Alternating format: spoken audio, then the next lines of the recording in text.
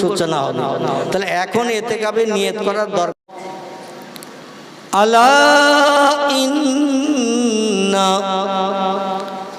আউলিয়া আল্লাহে লা খাউফুন আলাইহিম ওয়ালা হুম ইয়াহজানুন। প্রাণ খুলে উচ্চ রবে গলা ছেড়ে বলুন আল্লাহু আকবার। এই মাদ্রাসার ছেলেরা আরো একটু উচ্চ রবে আওয়াজ তোলো আল্লাহু আকবার। কোরআনের কথা সত্য না মিথ্যা? সত্য কথা বলতে কারো আপত্তি আছে? যিনি তাম বিশ্বের মালিক, আমাদেরও মালিক, তাম সৃষ্টি মখলুকাতের মালিক, তার নাম কি?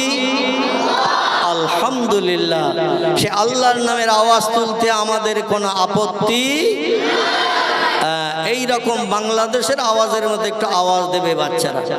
তাবারক যা রান্না হয়েছে, আমি কর্তৃপক্ষদের বলবো শেষ দেওয়ার পরে যারা আওয়াজ জোরে দেবে তাদের 2 প্যাকেট করে হবে, আর বসে যদি খেতে দেয় তো 2 বার করে খাবে।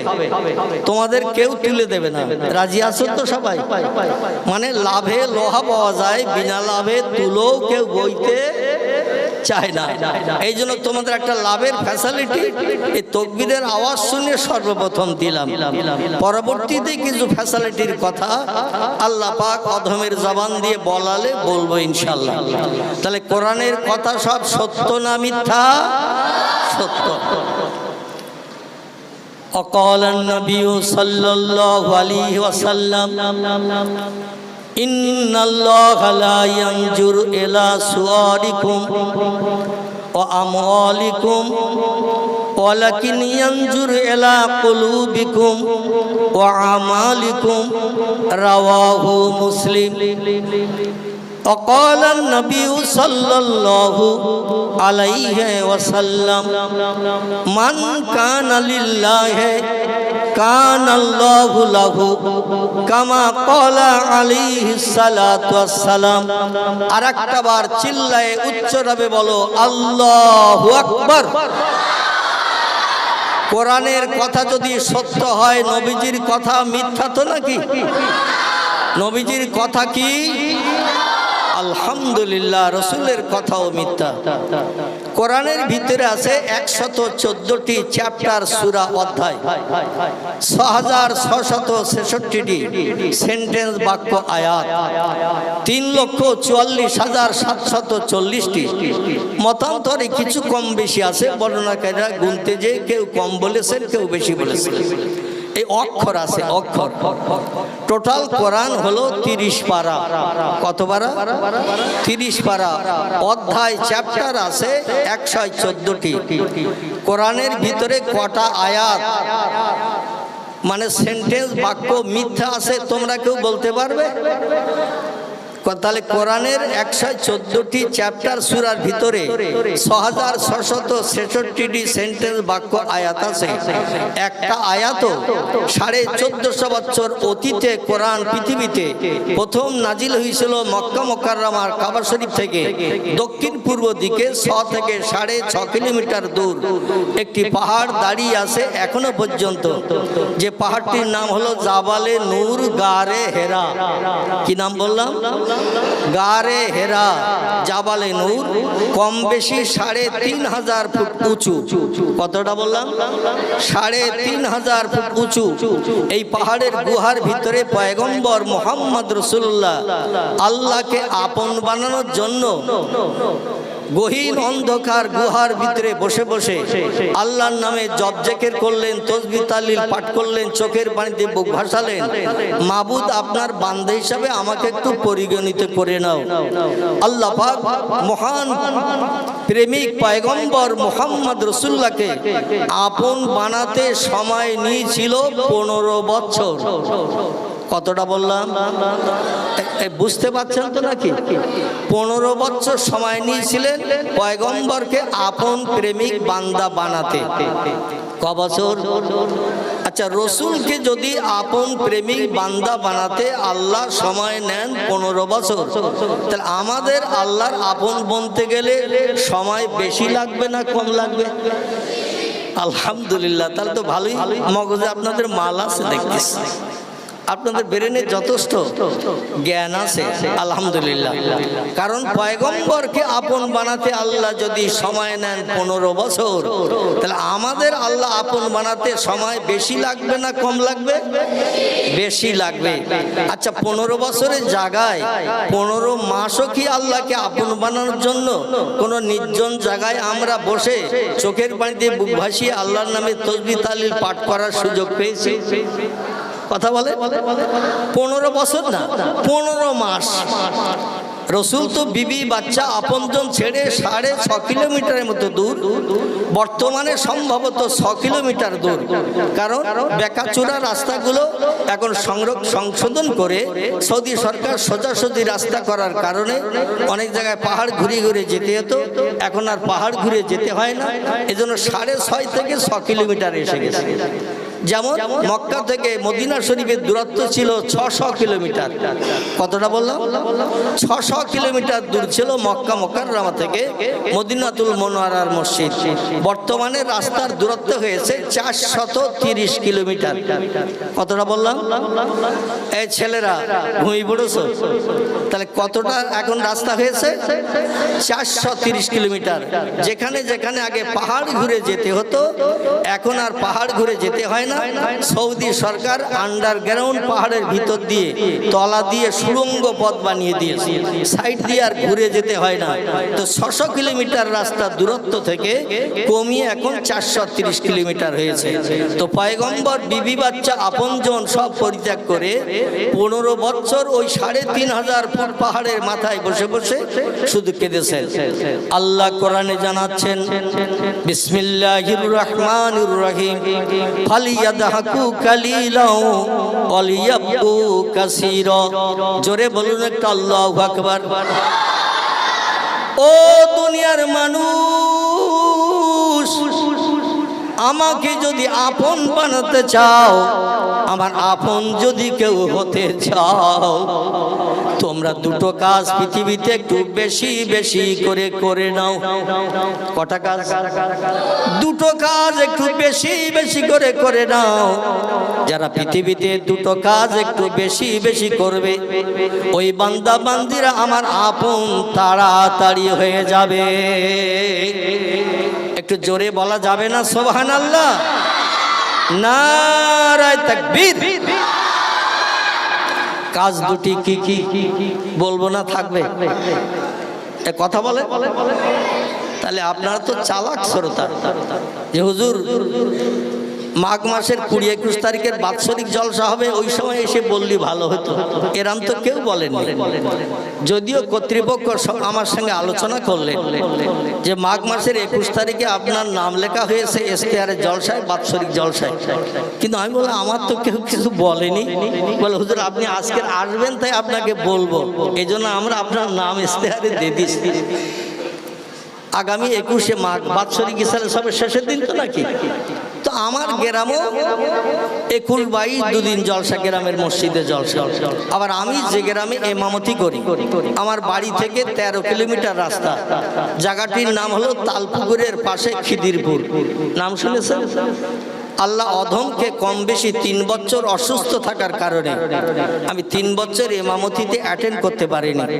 তবে গত জিলহজ মাসের আগ থেকে আবার শুরু করে দিয়েছি। আমার ভাইরা, আমার ইমামতির বয়স চলছে বর্তমান 40 বছর। কত বললাম? 40 বছর। আল্লাহ পাক অধমের হায়াত দিয়েছেন বর্তমান 64 বছর। কত বললাম? আমার বর্তমান বয়স হলো 64 বছর। এর ভিতরে আমি 40 বছর ইমামতি করছি ওই খিদিরপুর জামে মসজিদে। তাদের বক্তব্য, আল্লাহ যদি কিয়ামত পর্যন্ত বাঁচিয়ে রাখে, আপনাকে কিয়ামত পর্যন্ত ইমামতি করতে হবে। 3 বছর যেতে পারিনি। ওই গ্রামের একজন হাফেজ ছেলে, নাম তার হাফিজুল ইসলাম, কম বেশি আপনারা হয়তো জানবেন চিনবেন। আমি তাকে দিয়ে আমার পরবর্তী মানে অসুস্থতার কারণে তাকে দিয়ে মওতি করলাম। তো আল্লাহ যখন সুস্থ করলেন, গত 18ই জানুয়ারি কলকাতা RN টেগর হসপিটাল, আপনারা নাম জানেন দেবী শেঠির হসপিটাল, নাম শুনেছেন? মুকুন্দপুর জায়গাটির নাম, গড়িয়ার কাছাকাছি। ওইখানে আমি অধম অপারেশন হয়েছিলাম গত 18ই জানুয়ারি। তো সেখান থেকে নিয়ে আজকে নভেম্বরের কত তারিখ? কত? 7 তারিখ। তো এই নভেম্বরের 7-এর পরে মোটামুটি 18 তারিখ আসলেই বা 17 তারিখ আসলেই আমার মোটামুটি 10 মাস অপারেশন পরিপূর্ণ হয়ে যাবে। তবে 6 মাস 6.5 মাসের মতো ঘর থেকে কোথাও বার হয় নাই। তারপরে ইমামতিতে গেলাম ওই জিলহজ মাসের কয়েক সপ্তাহ আগে। তারপর থেকে টুকটাক নবী দিবসে 4-5টা প্রোগ্রাম করেছিলাম। আর এই কার্তিক মাস পড়ার পরে 2-4টে প্রোগ্রাম। গতকালকে ছিলাম পাতিলা চন্দ্র, শাকচুরার পাশে পাতিলা চন্দ্র। আজকের আপনাদের এখানে। আগামীকাল আবার খালি আছে। আগামী পরশুদিন আমি যাব ঢলা রামগঙ্গা পাথর প্রতিমা, এবং তার পরের দিনও প্রোগ্রাম আছে আমার জয়নগর থানার নৈনান মাদ্রাসা। যাই হোক, আমি অধিকার বলবো না।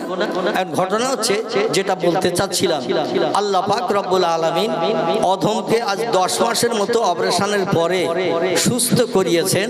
এজন্য আপনাদের সঙ্গে চারিচক্যের মিলন ঘটানোর সুযোগ পেয়েছি। আমার ভাইরা, আমার টোটাল অপারেশন খরচ মানে রোগগ্রস্ত হওয়া থেকে নিয়ে 3 বছর অসুস্থ ছিলাম। রোগগ্রস্ত হওয়া থেকে নিয়ে অপারেশন পর্যন্ত আমার খরচ হয়েছে 80 লক্ষ টাকা। কতটা বললাম? 80 লক্ষ টাকা আমার খরচ হয়েছে অপারেশন পর্যন্ত। অপারেশনের দিন আমাকে 22 লক্ষের মতো টাকা অপারেশনের আগের দিন জমা দিয়ে হসপিটালে ভর্তি হতে হয়েছে। যিনি কিডনি দিয়েছেন, আপনাদের সকলের পেটের ভিতরে কিডনি আছে 2টা। আমি অধম, আমার কিডনি কিন্তু একটা। কথা বললাম? আমার একটা কিডনি ডান পাশে জোড়া আছে, 21টা সেলাই, একবার পাঁজরের কাঠির কাছ থেকে নিয়ে গুপ্তঙ্গের কাছ পর্যন্ত 1 ইঞ্চি গুপ্তঙ্গের পাশ পর্যন্ত, মানে গুপ্তঙ্গ থেকে 1 ইঞ্চি দূর পর্যন্ত 21টা সেলাই, পুরো পেট কাটা। এখানে কেটে আম গাছে যেমন কলম বাঁধে, কলম, আমার যে 2টো কিডনি ড্যামেজ হয়ে গিয়েছিল, কিডনি 2টো ওইভাবে পেটে আসে, কিন্তু কিডনির নাড়িতে আবার আম গাছের কলমের মতো একটা কিডনি কলম বাঁধা মতো জুড়ে দিয়ে দিয়েছে। তো আমি মনে করছি আমার পেটে 2টো কিডনি আছে। আল্লাহর কি অফুরন্ত রহমত। প্রতিটি মানুষের একটা কিডনি যথেষ্ট, 2টোর কোনো দরকার নেই। কারণ আমি তো 10 মাস সুস্থ, একটা কিডনি, পেশাব পায়খানা ঠিক মতো সবই হচ্ছে, কোনো অসুবিধা নেই, 2টোর কোনো দরকার নেই। কিন্তু আল্লাহ দিয়েছে 2টো। কেন বলুন তো? যদি কোনো মানুষের একটা কিডনি খারাপ হয়ে যায়, আর একটা মানুষ তার সাহায্য করলে সে লোকটাও কিছুদিন দুনিয়াতে আল্লাহর ইবাদত বন্দেগী করা, বিবি বাচ্চা নিয়ে সংসার করা সুযোগ পাবে। জোরে বলুন সুবহানাল্লাহ। আল্লাহ দেহের পার্টসের ভিতরে এমন কিছু কিছু পার্টস দিয়েছেন, বাড়তি বেশি দিয়ে দিয়েছেন। এজন্য আল্লাহ শুকরিয়া করতে হবে না? হবে না? আল্লাহ শুকরিয়া করতে হবে। আল্লাহ বলেন, আমার আপন যদি কেউ হতে চাও, 2টি কাজ পৃথিবীতে তোমরা একটু বেশি বেশি করে নাও। ও দুনিয়ার মানুষ, এই 2টি কাজ যারা পৃথিবীতে বেশি বেশি করবে, আমি আল্লাহ পাক রব্বুল আলামিন তাদের আমার আপন বান্দা হিসেবে তাড়াতাড়ি সাব্যস্ত করে নেব। জোরে বলুন একটু সুবহানাল্লাহ। কাজ 2টি কি কি? আল্লাহ কোরআনে বললেন, বিসমিল্লাহির রহমানির রহিম, ফালিয়াদহাকু কালিলাও ওয়ালিয়াবকু কাসীরা। ও মনুষ্য জাতি, হাসি তামাশা একটু কম কম করবে, বেশি বেশি যেন হাসি তামাশা করবে না। আর ওয়ালিয়াবকু কাসীরা, চোখের পানি আমার কাছে একটু বেশি বেশি করে ফেলবে।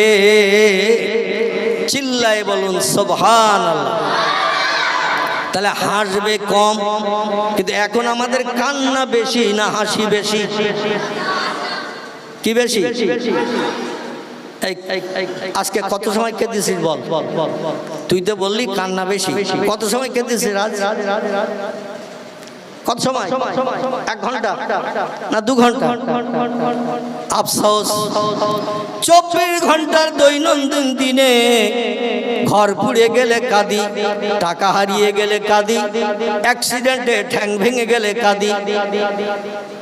আমার ভাইরা, চরম বিপদের সম্মুখীন হলে একটু ফপিয়ে ফপিয়ে কাঁদি। কিন্তু আল্লাহকে রাজি করার জন্যে, জাহান্নামের আগুন হারাম বানানোর জন্যে, কবরের আযাব থেকে নিষ্কৃতি পাওয়ার জন্যে, হাসরের মাঠের সূর্যের রৌদ্র তাপের প্রখর রৌদ্র তাপ, এই তাপ থেকে নিষ্কৃতি পাওয়ার জন্যে আমরা দৈনন্দিন কত ঘন্টা করে কাঁদি। পেরেছি কাঁদতে?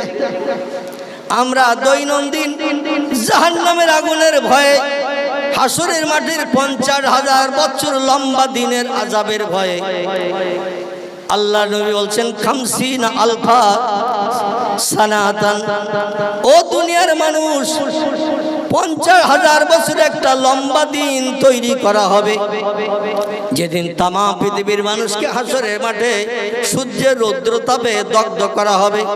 মিম্মা তাউদ্দুন, যেমন দুনিয়ায় তোমরা মাস গণনা করো, বছর গণনা করো, এইভাবে গণনা করতে করতে 50,000 বছর দৈনন্দিন 24 ঘন্টা একটা দিন গুনি, এইভাবে 50,000 বছর আপনি গণনা করবেন। যত সময় লাগবে আল্লাহ তত সময়ের একটা দিন বানিয়ে হাসরের মাঠে সূর্যের রৌদ্রে আমাদের দগ্ধ করবেন। সকলে বলুন একটু নাউজুবিল্লাহ, একটু জোরে বলুন নাউজুবিল্লাহ। আল্লাহ যেন সূর্যের রৌদ্র থেকে আমাদের নিষ্কৃতির ব্যবস্থা করে আর সে তলা স্থান দান করেন। সকলে বলুন একটু আমিন। আল্লাহ বলেন হাসো কম কাঁদো বেশি। এই দুটি কাজ যারা করতে পারবে, হাসবে কম কাঁদবে বেশি, এই দুটি কাজ যারা করতে পারবে, আমি আল্লাহ তারা আমার আপন বান্দা বান্দি অতি তাড়াতাড়ি হয়ে যাবে। পয়গম্বর মুহাম্মদ রাসূলুল্লাহ বিবি বাচ্চাকে নিয়ে মক্কা নগরীর কাবা শরীফের পূর্ব দিকে আবু কুবাইস পাহাড়ের উত্তর সাইডে এখনো পয়গম্বরের জন্মভূমির ঘরটি দাঁড়িয়ে আছে। ওই ঘরের ভিতরে পয়গম্বর মুহাম্মদ রাসূলুল্লাহ জন্মগ্রহণ করেছিলেন।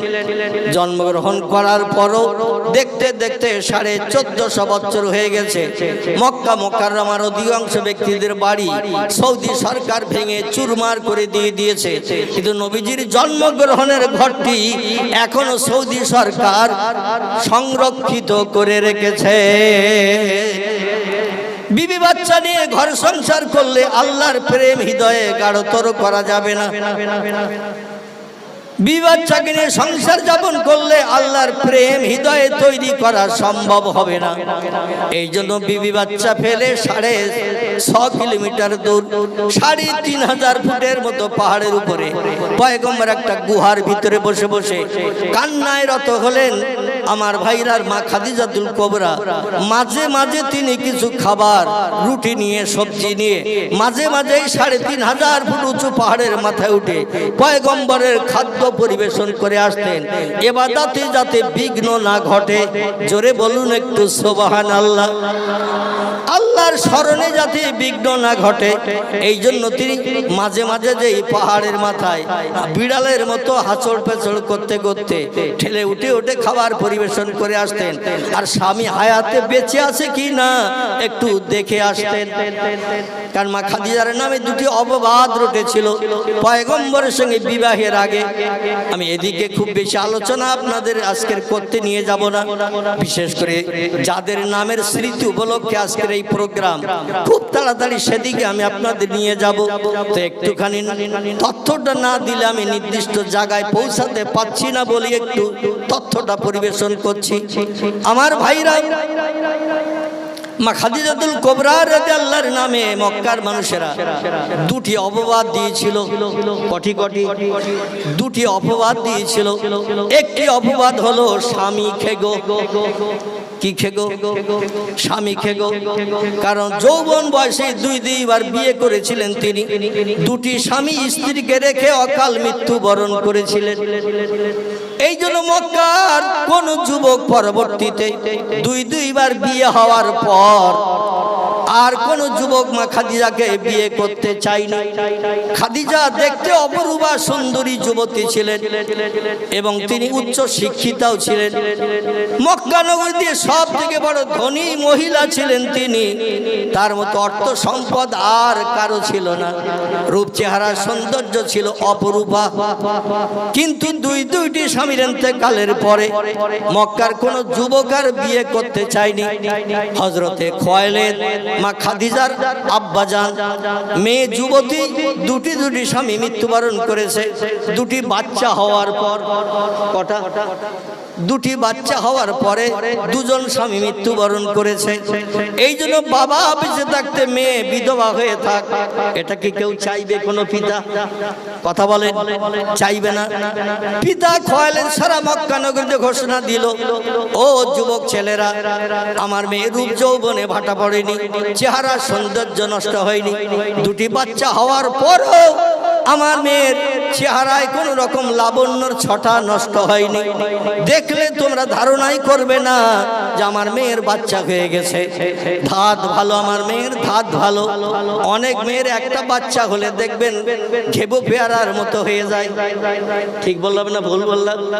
একটা বাচ্চা হয়ে গেলে চেহারার সৌন্দর্য একেবারে নষ্ট হয়ে যায়, ঘেবো পেয়ারার মতো হয়ে যায়, বাদুড়ে খাওয়া পেয়ারার মতো। আর অনেক মেয়ে আছে এদের ধাত ভালো, দুটো তিনটে বাচ্চা হয়েছে, তারপরও দেখলে মনে হয় এখনো বিয়ে হয়নি। আছে না নাই? মা খাদিজাতুল কুবরার চেহারার সৌন্দর্যটা ওই রকম ছিল। খুয়াইলিদ বলল, এসো তোমরা কে আসো, আমার মেয়েরে আবার বিয়ে দেব আমি। মক্কার যুবকেরা বলল, চাচা, ও খুয়াইলিদ চাচা, তোমার মেয়ে রূপ যৌবনে ভাটা পড়েনি, চেহারা সৌন্দর্য নষ্ট হয়নি, দেখলে মনে হয় এখনো বিয়ে হয়নি, কিন্তু তোমার মেয়েকে আমরা জীবনে কোনোদিন বিয়ে করব না। খুয়াইলিদ বললেন, কারণ? বলে, আমাদের চোখের সামনে দুটি স্বামী রেখে নিয়েছে।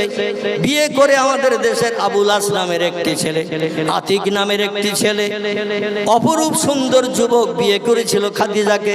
কিন্তু বিয়ে করার পরও তারা সংসার জীবনে বেশি দিন সুখ ভোগ করতে পারেনি। খাদিজার দেহের ভিতরে কি ছোঁয়াচে রোগ বেমারি আছে আল্লাহই বেশি জানেন। স্বামী স্ত্রী এক জায়গায় রাতের বেলা শয়ন করলে, সংসার যাপন করলে, এক জায়গায় ঘুমিয়ে থাকলে খাদিজার দেহের ছোঁয়াচে রোগ সম্ভবত ওই স্বামীর দেহে যে অ্যাটাক করেছে। আর এমন কঠিন ছোঁয়াচে রোগ স্বামীর দেহে অ্যাটাক করার কারণে ওই স্বামী আর হায়াতে দুনিয়ায় লম্বা দিন বাঁচতে পারেনি। এই জন্য আমরা কেউ মরতে চাই না, আমরা কেউ মরতে চাই না। তোমার কন্যা খাদিজারে বিয়ে করে সারা মক্কার মানুষ আর কেউ বিয়ে করতে চাইল না। মা খাদিজাতুল কুবরা বলেন, দেশের যুবকেরা যখন আমাকে বিয়ে করতে চাইল না, যতদিন হায়াতে বাঁচব আমি আর বিয়ে করব না। জোরে বলুন সুবহানাল্লাহ। একটু জোরে বলা যাবে না সুবহানাল্লাহ? খাদিজা বললেন, কেউ যখন আমারে বিয়ে করতে চাইছে না, আমারে বিয়ে করলে আমার দেহের ছোঁয়াচে রোগ ওদের দেহে যাবে।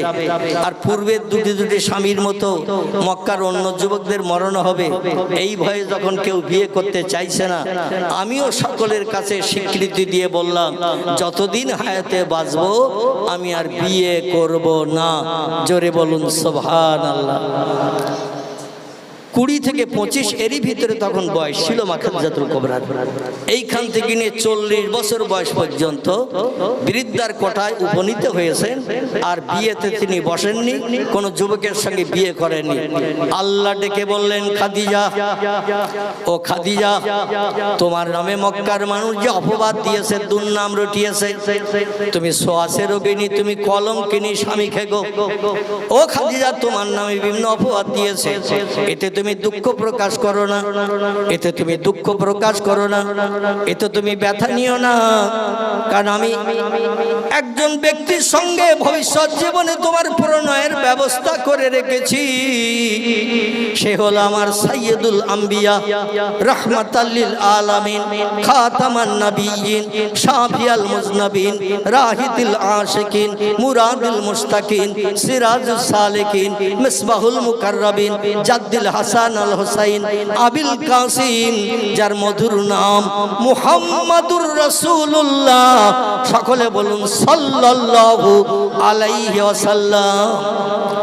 এতগুলো গুণ আল্লাহ যারে দিয়েছেন, এতগুলো সার্টিফিকেট আল্লাহ যার নামে দিয়েছেন, আল্লাহ ডেকে বলছেন খাদিজা আমার পয়গম্বর যখন পয়গম্বরের স্বীকৃতি দেবে, মক্কার মানুষের কাছে নতুন ধর্মের প্রচার প্রসার যখন করবে, সারা দেশের মানুষ আমার হাবিবের শত্রু হবে, নবীর পাশে দাঁড়ানোর মতো কেউ থাকবে না।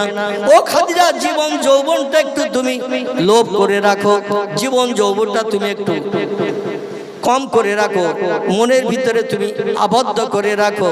আমার পয়গম্বর যখন বিবাহের যোগ্য হবে, 25 বছরের বিবাহের যোগ্য হবে, তোমার ভাটা পড়া যৌবনে জোয়ারের বান ডাকিয়ে দেব, নদীর কানায় কানায় জোয়ারের পানি উতলিয়ে দেব, আমি মরা গাছে ফল ধরিয়ে দেব, আমি গাছে সুন্দর সুন্দর ফুল ফলে সুশোভিত করব।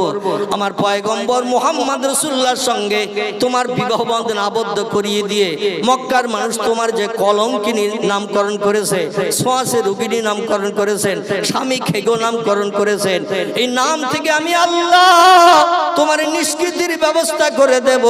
আমার পয়গম্বরের সঙ্গে যখন তোমার বিয়ে হবে, বিয়ের পর থেকে নিয়ে ও খাদিজা তোমার মরণের সময় পর্যন্ত, এমনকি তারপরও 10 বছর আমার পয়গম্বরের হায়াতে বাঁচিয়ে রেখে দেব। তোমার স্বামীর আর মরণ কোনোদিন হবে না। যারা তোমার নামে অপবাদ দিয়েছে, বিয়ে করলেই স্বামীর মরণ হয়, স্বামীরে খায়, স্বামীরে খেয়ে নেয়, আমি আল্লাহ প্রমাণ দেখিয়ে দেব, তোমার আবার ভবিষ্যৎ জীবনে বিয়ে শাদী করিয়ে স্বামীর মরণ আর হবে না। জোরে বলুন একটু সুবহানাল্লাহ। খাদিজার বয়স 40, নবীজির বয়স 25, বিয়ে হয়ে গেল কম বেশি জানেন। আমি যেটা বলতে চাইছি, এই 25 বছর বয়সে রাসূল বিয়ে করে 40 বছর বয়স পর্যন্ত বিয়ের পরে বললেন, বিবি গো, যখন তুমি আমার সংসারের দায়িত্ব কাঁধে নিয়েছো, টাকা পয়সা আমার হাতে তুলে দিয়েছো, তোমার ধন সম্পদ আমাকে দিয়েছো, আমি আর টাকা পয়সার মোহে ঘরে থাকবো না, আমার মাবুদকে একটু খোঁজ করতে যাব। খাদিজা বললেন, পূর্বে 2 বার বিয়ে করেছি, আমার 2টো বাচ্চাও হয়েছে, সংসার যাপন করেছি, আপনি বাড়ি থাকেন বা না থাকেন ওতে আমার কিছু যায় আসবে না। জোরে বলুন সুবহানাল্লাহ। কারণ আমার জীবনের শখ শান্তি অনেক মিটে গেছে, 2বার আমি বিয়ে করে জীবনের শখ শান্তি মিটিয়েছি, 2টো বাচ্চাও আমার গর্ভ থেকে পৃথিবীতে ভূমিষ্ঠ হয়েছে। এখন আপনি আমারে বিয়ে করেছেন, আমার অপবাদের খাতা থেকে নামটা কেটে দিয়েছেন, কেউ বিয়ে করবে না, আমি কলঙ্কিনী, সোয়াসে রোগিনী, আমি স্বামী খেগো, এই যে বিয়ে করেছেন এই জন্য আমি এখন সুখী, কলঙ্কিনী আর কেউ বলবে না, স্বামী খেগে কেউ বলবে না, এবং সোয়াসে রোগিনী কেউ বলবে না। আল্লাহ আপনার হায়াতে বাঁচিয়ে রাখুক। আমি যেটা আপনাদের কাছে বলতে চাইছিলাম, রাসূল বিয়ের পরই খাদিজাকে ঘরে রেখে যখন হেরা পর্বতে চলে গেলেন আল্লাহর ইবাদত বندگی করার জন্য, মা খাদিজাতুল কুবরা মনে মনে করতেন, আমার স্বামী তো অনাহার হয়ে পাহাড়ের মাথায় রয়েছে, আল্লাহ আল্লাহ নামে জপ জিকির করছে, আর ওখানে যদি না খেয়ে মারা যায় তো দেশের লোকেরা বলে, ওই যে কলঙ্কিনী, ওই যে সোয়াসে রোগিনী, ওই যে স্বামী খেগো, ও আবার একটা রেখে গেছে। জোরে বলুন একটু নাউজুবিল্লাহ। আগে তো 2টো রেখে গেছে, আবার সে যে মুহাম্মদ রেখে গেছে। এই জন্য মা খাদিজা মনে মনে চিন্তা করতেন, আমি মাঝে মাঝে 2 দিন 5 দিন 7 দিন অন্তর একটু স্বামীরে দেখতে যাব, স্বামী বেঁচে আছে না পাহাড়ের মাথায় মারা গেছে একটু দেখতে যাব। স্বামী যদি বেঁচে থাকে মক্কার মানুষের কাছে মরার খবর আসবে না, আমার নামে আর অপবাদ দেবে না। তাই মাঝে মাঝে কিছু খাবার নিয়ে যেতেন, আর স্বামীকে খাইয়ে কেমন আছেন খবর নিয়ে আসতেন। জোরে বলুন একটু সুবহানাল্লাহ। ঘটনাটা এখানেই শেষ করলাম। আমার ভাইরা, পয়গম্বর মুহাম্মদ রাসূলুল্লাহ 15 বছর একটা রাতের গভীরে ঘুমকে হারাম করে আল্লাহর নামে জপ জিকির শুরু করলেন।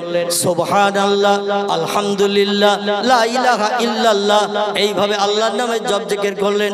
ওয়াজাক্কির ফাইন্না যিকরা তানফাউল মুমিনিন। আল্লাহ বলছেন আমার নামের স্মরণ, আমার নামের স্মরণ যারা পৃথিবীতে বেশি বেশি করে তাদের ব্যবসা আমি আল্লাহ লাভবান করিয়ে দিই। তাদের ব্যবসা আমি লাভ দেখাই, তাদের ব্যবসায় কোনদিন লস হবে না। আমার নামের জপ জিকির যারা সদা সর্বদা করবে। নবী যখন আল্লাহর নামের জপ জিকির শুরু করে দিলেন, 15 বছর হয়ে গেল। আল্লাহ বলে পয়গম্বর তো ঘরে ফিরে যায় না। লক্ষ্য করলাম, খেয়াল করলাম, দেখলাম একটু সময় নিয়ে পয়গম্বর পরীক্ষায় পাশ করতে পারে কি পারে না। 1 বছর গেল, 2 বছর গেল, 3 বছর গেল, 5 বছর, 7 বছর, 10 বছর, 12 বছর, 14 বছর, পয়গম্বর এখনো পাহাড় ছাড়ে না।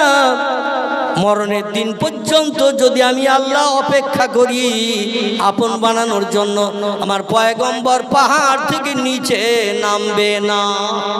জোরে বলুন সুবহান। পবিত্র রমজান মাস, কেউ বলেছেন 17 তারিখ, কেউ বলেছেন 21 তারিখ।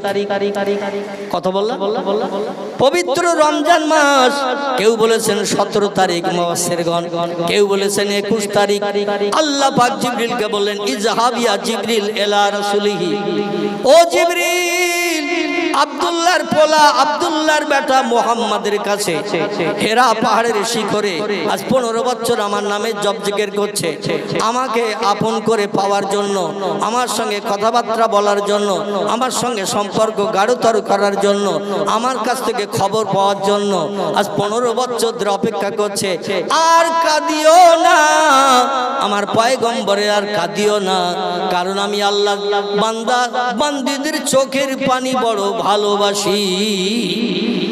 কেতাবে এসেছে কাঁদলে রুহু সাফ হয়, কাঁদলে গোনা মাফ হয়, কাঁদলে আল্লাহ বান্দা বান্দির উপরে খুব তাড়াতাড়ি রাজি হয়ে যায়। জোরে বলা যাবে না একটু সুবহানাল্লাহ? কাঁদলে রুহু সাফ হয়, অন্তরাত্মা পরিষ্কার হয়, কাঁদলে গোনা মাফ হয়। আল্লাহ বড় বড় জুনো পাপীকে চোখের পানির ইজ্জতের খাতিরে দুনিয়ায় বেঁচে থাকতেই জান্নাতের সার্টিফিকেট দিয়ে আল্লাহ তাদের জান্নাত হালাল বানিয়ে দিয়েছে।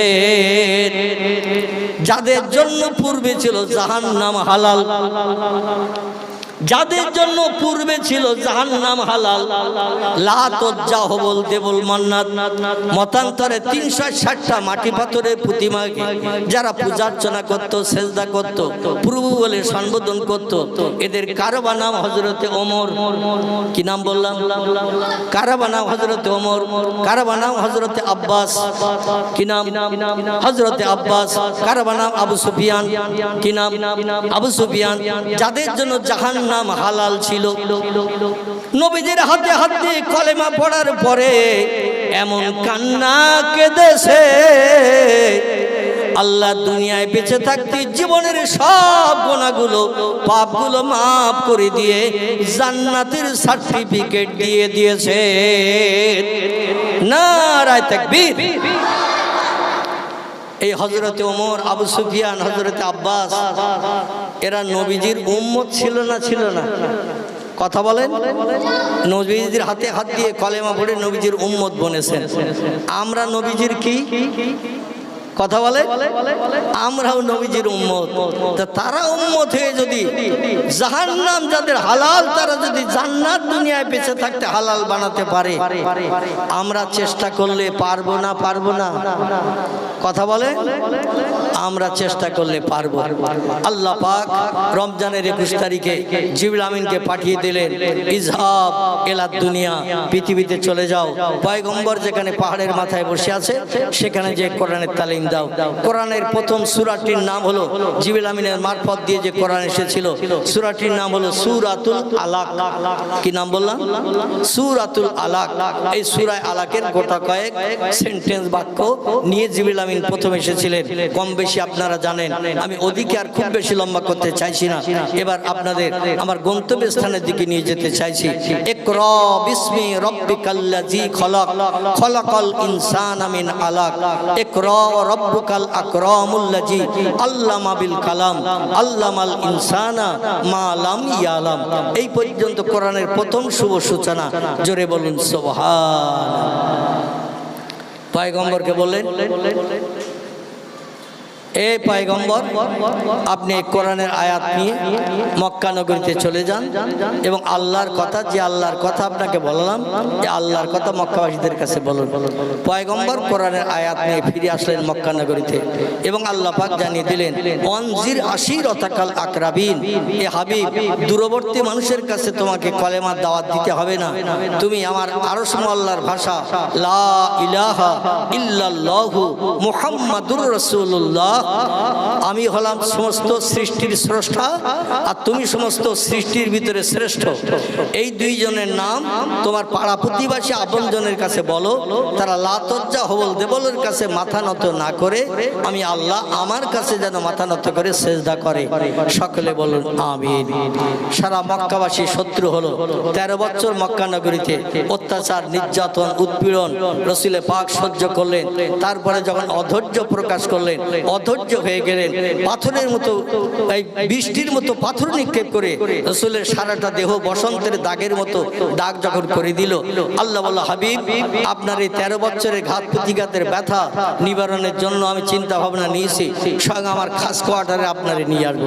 সংক্ষেপ কথা, আমার ভাইরা, রজব মাসের 26 তারিখের দিনগত রাত মক্কার কাবা চাতল থেকে পয়গম্বরকে আল্লাহ পাক মেহমান সাজিয়ে, অতিথি সাজিয়ে নিজের খাস কোয়ার্টার, যেটির নাম হলো আরশ কুরসি, আরশ মোয়াল্লা, সেখানে নিয়ে হাজির করে এক জায়গায় সামনাসামনি বসে গল্প গুজব করলেন, যাতে পয়গম্বরের 13 বছরের দুঃখ নিবারণ হয়। আল্লাহ পাক রব্বুল আলামিন তাফসিরে মাফাতিহুল গায়ব, তাফসিরে খাজেন, তাফসিরে রুহুল বায়ান, বিখ্যাত বিখ্যাত তাফসিরের কিতাবে লেখকেরা লিখেছেন, আল্লাহর সঙ্গে নবীজির সামনাসামনি বসে 13 বছরের দুঃখ নিবারণের জন্য যে গল্প করেছিলেন, গল্পটা করতে সময় লেগেছিল 27 বছর। ক বছর? 27 বছর সময় লেগেছিল। অন্য মুফাসসিরগণ তাফসীরের কিতাবে লিখেছেন মতান্তরে 25 বছর, 2 বছর কম বেশি তাফসীরের কিতাবে লেখা হয়েছে। আচ্ছা, 25 বছর সময়টা কি কম? কথা বলে 27 বছর সময়টা কি কম? আমার আল্লাহ পাক রব্বুল আলামিন নিজের নূরে তাজ্জলে চেহারা পয়গম্বরের সামনে আল্লাহ বসলেন। কিতাবের ভিতরে এসেছে, একটা ধনুক বেকালে যতটা তলাটা দূরত্ব হয়, ধনুক যাতে তীর দিয়ে ছড়া হয়, ওই ধনুকের মাথাটা বেকালে তলাটা যতটা দূরত্ব হয়, এতটা দূরত্বে পয়গম্বর এবং আল্লাহ বসলেন। পয়গম্বর আল্লাহর চেহারা দেখছেন, আল্লাহ পয়গম্বরের চেহারা দেখছেন। গল্প শুরু করে দিয়েছেন। পয়গম্বর মুহাম্মদ রাসূলুল্লাহ 1450 বছর আগে আল্লাহর দরবারে যে আল্লাহর সামনে বসে গল্প গুজব যেটা করেছিলেন, আল্লাহ পাকের কত দয়া, কত রহমত, কত বরকত আমাদের জন্য দৈনন্দিন 5 বার ওই গল্প করার সুযোগ করে দিয়েছে। জোরে বলা যাবে না একটু সুবহানাল্লাহ? নারায়ে তাকবীর। আচ্ছা, পয়গম্বর আল্লাহরে দেখেছে না দেখেনি? দেখেছে। কতদিন? 27 বছরের লম্বা মেয়াদ। সামনাসামনি বসে, মনে করুন 2 হাত ডিস্টেন্স, সামনাসামনি বসে দেখেছেন, গল্প করেছেন। আচ্ছা, পয়গম্বর এবং আল্লাহ যে গল্প করেছেন, ও গল্পটার কথা কি একটু বলবো? কি গল্প করেছিল বলবো? বিসমিল্লাহির রহমানির রহিম। প্রতিদিন আমরা নামাজ পড়ি কত? 5 ওয়াক্ত। এই 5 ওয়াক্ত নামাজ যখন পড়ি, ফজরের 2 রাকাত ফরজ নামাজ, সূরা কেরাত পাঠ করে রুকু সেজদা করে যখন আমরা বৈঠক করি, বৈঠকে আমরা প্রথম কি পড়ি? কি পড়ি? তাশাহুদ পড়ি। আমার ভাইরা, আত্তাহিয়াতু লিল্লাহি ওয়াস সালাওয়াতু ওয়াত তাইয়্যিবাত, আসসালামু আলাইকা আইয়ুহান নাবিয়্যু ওয়া রাহমাতুল্লাহি ওয়া বারাকাতুহু, আসসালামু আলাইনা ওয়া আলা ইবাদিল্লাহিস সালিহিন। জোরে বলুন একটু আল্লাহু আকবার। আল্লাহর সঙ্গে নবীর যে কথাবার্তা হয়েছিল, রসুল আল্লাহর সঙ্গে কথা বলে যে খুশিতে বাগবাগ হয়েছিলেন, আল্লাহ পয়গম্বরের কথা শুনে যে খুশিতে বাগবাগ হয়েছিলেন, নবী জীবনে একবার আল্লাহর সামনে বসে কথা বলেছেন। আর আমরা দৈনন্দিন 5 বার করে আল্লাহর সামনে নিয়ে ওই রকম নামাজি হালাতে বসে বসে কথা বলার সুযোগ পাই। জোরে বলুন একটু সুবহানাল্লাহ। আমরা দৈনন্দিন 5 বার করে যখনই নামাজ আদায় করতে যাই, 2 রাকাত 3 রাকাত 4 রাকাত, আমার ভাইরা যে নামাজে যেমন আছে, মাগরিবের ফরজ নামাজ করা রাকাত, 3 রাকাত, এশার ফরজ নামাজ করা রাকাত, 4 রাকাত, কিন্তু 4 রাকাত নামাজে বৈঠক করতে হয় 2 বার, 3 রাকাত নামাজেও বৈঠক করতে হয় 2 বার, 2 রাকাত নামাজে বৈঠক করতে হয় কবার? একবার। তো 2 রাকাত নামাজে বৈঠক করি যখন একবার, আল্লাহ এবং নবী আরশ মুআল্লায় বসে যে কথা বলেছিলেন, ওই কথা বলার সুযোগ আমাদের নসিবে একবার জুটে যায়। যেই 3 রাকাত নামাজ পড়ি, সঙ্গে সঙ্গে আমাদের জন্য 2 বার করে 3 রাকাত ফরজ নামাজে আল্লাহর সঙ্গে ওই কথা বলার সুযোগ 2 বার হয়ে যায়। 4 রাকাত নামাজ যখন পড়ি, আল্লাহর সঙ্গে ওই কথা বলার সুযোগ আমাদের 2 বার হয়ে যায়। জোরে বলুন একটু সুবহানাল্লাহ।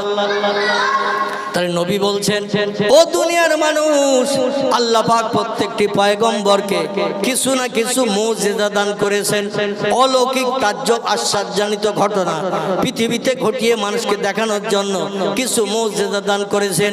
আমি মুহাম্মদ রাসূলুল্লাহ পয়গম্বর হিসাবে স্বীকৃতির জন্য আল্লাহ আমাকে কম বেশি 4500-এর মতো মুজিজা দান করেছেন। চিল্লায়ে বলুন একটু সুবহানাল্লাহ। মুজিজা শব্দটি হলো আরবি ভাষা। কি ভাষা? আরবি ভাষা। এর বাংলা অর্থ হলো অলৌকিক তাজ্জব আশ্চর্যজনিত ঘটনা। মানুষকে যখন তখন তাজ্জব ঘটনা ঘটিয়ে বানিয়ে দিতেন পয়গম্বরেরা। আমার ভাইরা, মুসা নবীর মুজিজা আছে না নাই? ইব্রাহিম নবীর মুজিজা আছে না নাই? দাউদ নবীর মুজিজা আছে না নাই? সুলাইমান নবীর মুজিজা আছে না নাই? ঈসা নবীর মুজিজা আছে না নাই? কি নাম বললাম? জমাদিউল আউয়াল। এর পরের মাসের নাম হলো জমাদিউল সানি। তার পরের মাস আসবে রজব, তার পরের মাস আসবে শাবান, তার পরের মাস আসবে তার নাম হলো রমজান। রমজান মাস যখন আসে, 20 তারিখ পার হয়ে যাওয়ার পরে অনেকে মসজিদের কোণে এতেকাফের নিয়ত করে বসে না? বসে না? কথা বলেন। বসে। কারণ এতেকাফকারীকে আল্লাহ খুব পছন্দ করেন, ভালোবাসেন। জীবনের গোনাগুলো এতেকাফের ওসিলা করে মাফ করে দিয়ে আল্লাহ এতেকাফকারীকে বেগনা মাসুম বান্দা বানিয়ে দেন। জোরে বলি সুবহানাল্লাহ। এখন মসজিদের কোণে সলিমউদ্দিন চাচা, আব্দুল করিম দাদা, আব্দুল মোমেন ভাই লোটা কম্বল নিয়ে রমজানের শেষ দশকে মসজিদের কোণে বসে না? বসে না? আর কেউ যদি বিকাল 4টের সময় এসে বলে চাচা, কি 3:30-এর সময় এসে যদি বলে চাচা আসরের আজান হয়ে গেছে, এখন এতেকাফে যে বসে আছে সে যদি বলে এখনো মুয়াজ্জিন আসেনি, আজান হয়নি, ওর এতেকাফ থাকবে? কথা বলে। ওর এতেকাফ থাকবে না। কেউ যদি বলে চাচা তুমি তো এতেকাফে আসো, তোমার ইফতার দিয়ে গেছে না দিয়ে যায়নি, এখন যে চাচা এতেকাফে আসে সে যদি বলে আমার ইফতার এখনো আসেনি, এতেকাফ থাকবে? থাকবে? থাকবে না। কথা বললেই এতেকাফ নষ্ট।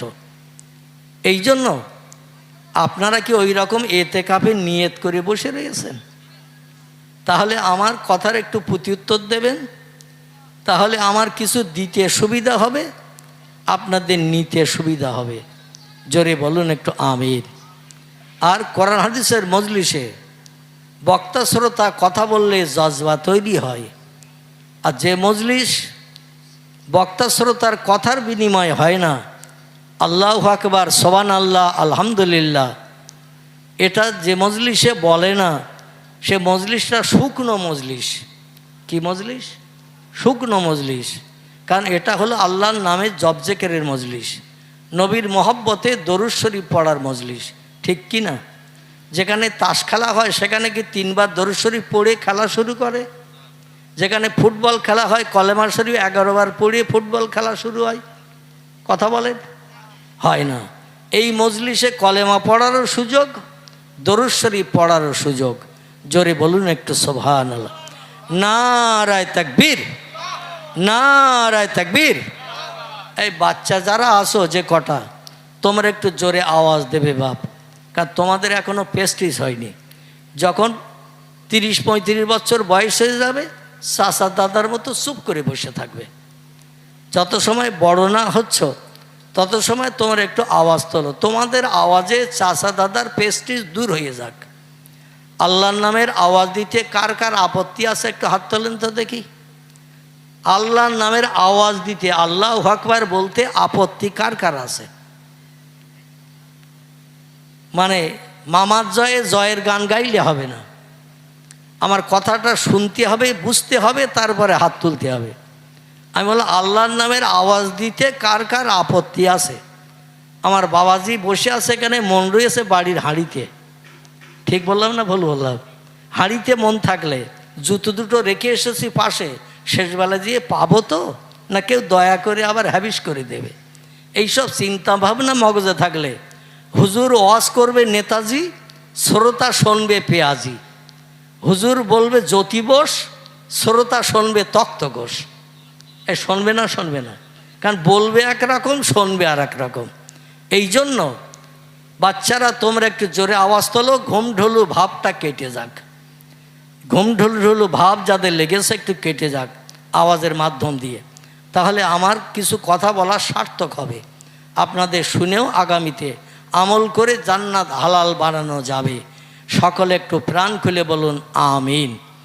এই বাচ্চারা একটু জোরে আওয়াজ তোলো তো দেখি। নারায়ে তাকবীর। এখনো হয়নি, আর একটু আওয়াজ জোরে তোলো বাচ্চারা। তোমাদের আওয়াজে চাচা দাদার প্রেস্টিজ দূর হয়ে যাক, আমার কিছু কথা বলার সুযোগ হোক। আবার একটু আওয়াজ দাও, নারায়ে তাকবীর। একটু বেড়েছে না কমেছে? একটু বেড়েছে, তাহলে আর একটা বাদ দিলে আর একটু বাড়তি পারে। আল্লাহর নামের আওয়াজ ধ্বনি, তিরমিজি শরীফের হাদিস, আল্লাহু আকবার ধ্বনির আওয়াজ যত দূর পর্যন্ত যায়, ইবলিস শয়তানের গায়ে বিষ লাগা মতো হয়। কি লাগা বললাম? খোদার কসম, তিরমিজি শরীফের হাদিস। মুয়াজ্জিন যখন মসজিদে আল্লাহু আকবার বলে আজান দেয়, এই আওয়াজ যতদূর পর্যন্ত যায় শয়তান তার ভিতরে আর থাকে না, শয়তানের গায়ে বিষ লাগা মতো হয়, শয়তান দূর হয়ে ছুটে পালিয়ে চলে যায়। এখন শয়তান এখানে ঘুরঘুর করুক, আপনারা চান কি ঘুরঘুর করুক? চান? তাহলে শয়তান একটু দূর হয়ে যাক, চান কিনা? এই জন্য আমি আর একটা বার আওয়াজ দেব। আবাল বৃদ্ধ বনিতা, যুবক এবং বৃদ্ধ বাচ্চা সবাই মিলে একটু আল্লাহর নামের আওয়াজ তোলেন। মনে করেন এই আওয়াজটাই হয়তো জীবনের শেষ আওয়াজ।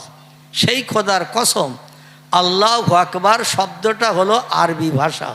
কি ভাষা? আরবি ভাষা। এর বাংলা অর্থ হলো আল্লাহ মহান, আল্লাহ শ্রেষ্ঠ, আল্লাহ বড়। কথাটার ভিতরে কতটা মিথ্যা আছে একটু বলেন তো? আল্লাহ শ্রেষ্ঠ, আল্লাহ বড়। আল্লাহর উপরে বড় আর কেউ আছে? নাই। তাহলে সত্য কথা বলতে আপত্তি?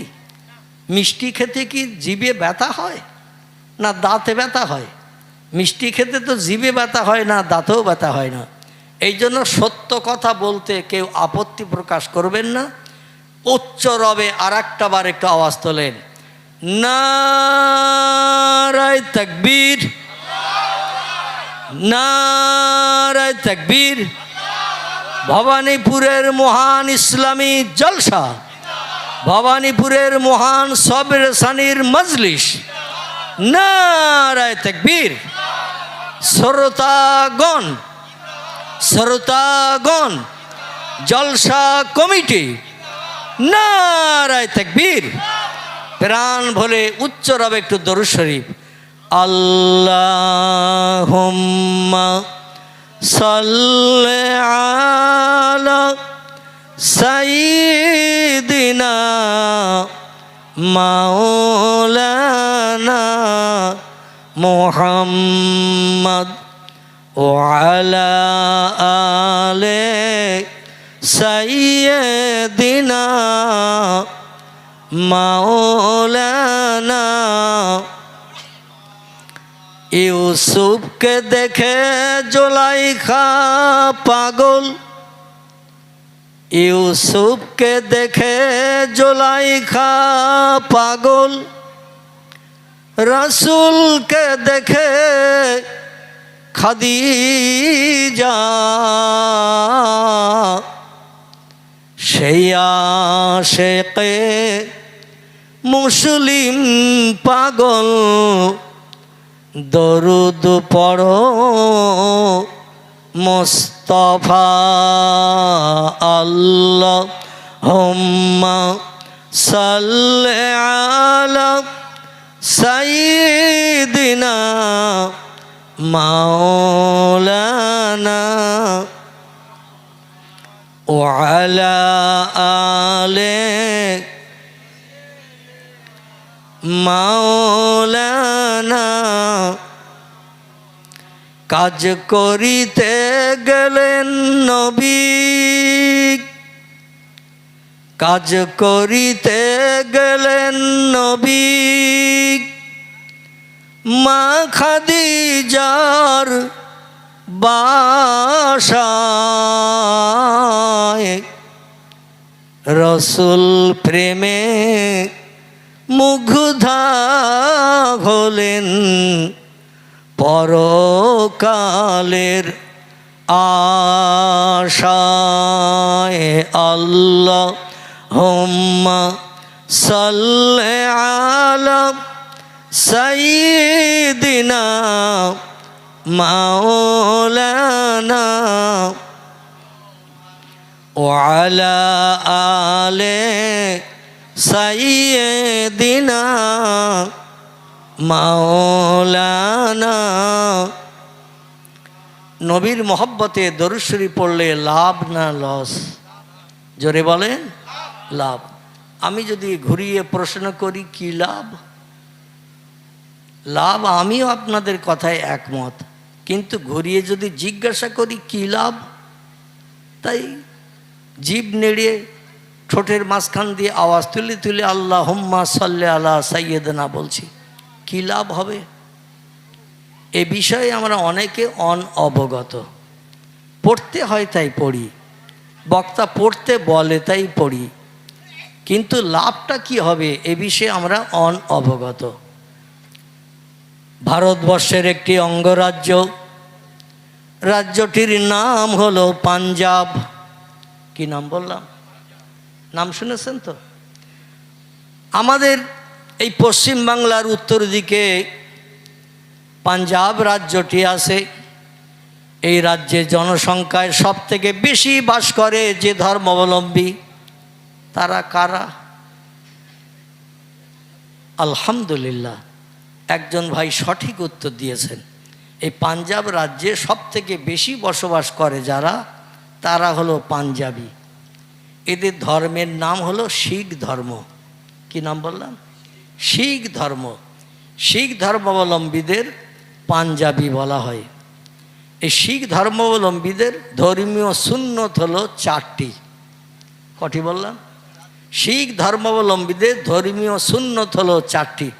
আচ্ছা, এই যে মেশিনগুলো লাগিয়েছে এতে আমি আপনাদের চেহারা দেখতে পাচ্ছি না, একটুখানি সরিয়ে আসেন তো ভাইরা, একটুখানি এই পাশের দিকে সরিয়ে আসেন। কারণ মুখ না দেখতে পারলে কিছু বলাও যায় না, আর মুখ না দেখতে পারলে শুনেও কলিজা ভেজে না, ঠিক কি না? মানে এত মেশিন লাগিয়েছে, মানে আপনাদের চেহারাও আমি ভালো দেখতে পাচ্ছি না। সব তাল গাছ, নারকেল গাছ, খেজুর গাছের মতো সব আড়াল করে ফেলেছে। আমার ভাইরা, শিখ ধর্মাবলম্বীদের ধর্মীয় সুন্নত কটি? 4টি। আচ্ছা, 4টি কি কি আজকের বলবো না, অন্য দিন আসলে বলবো?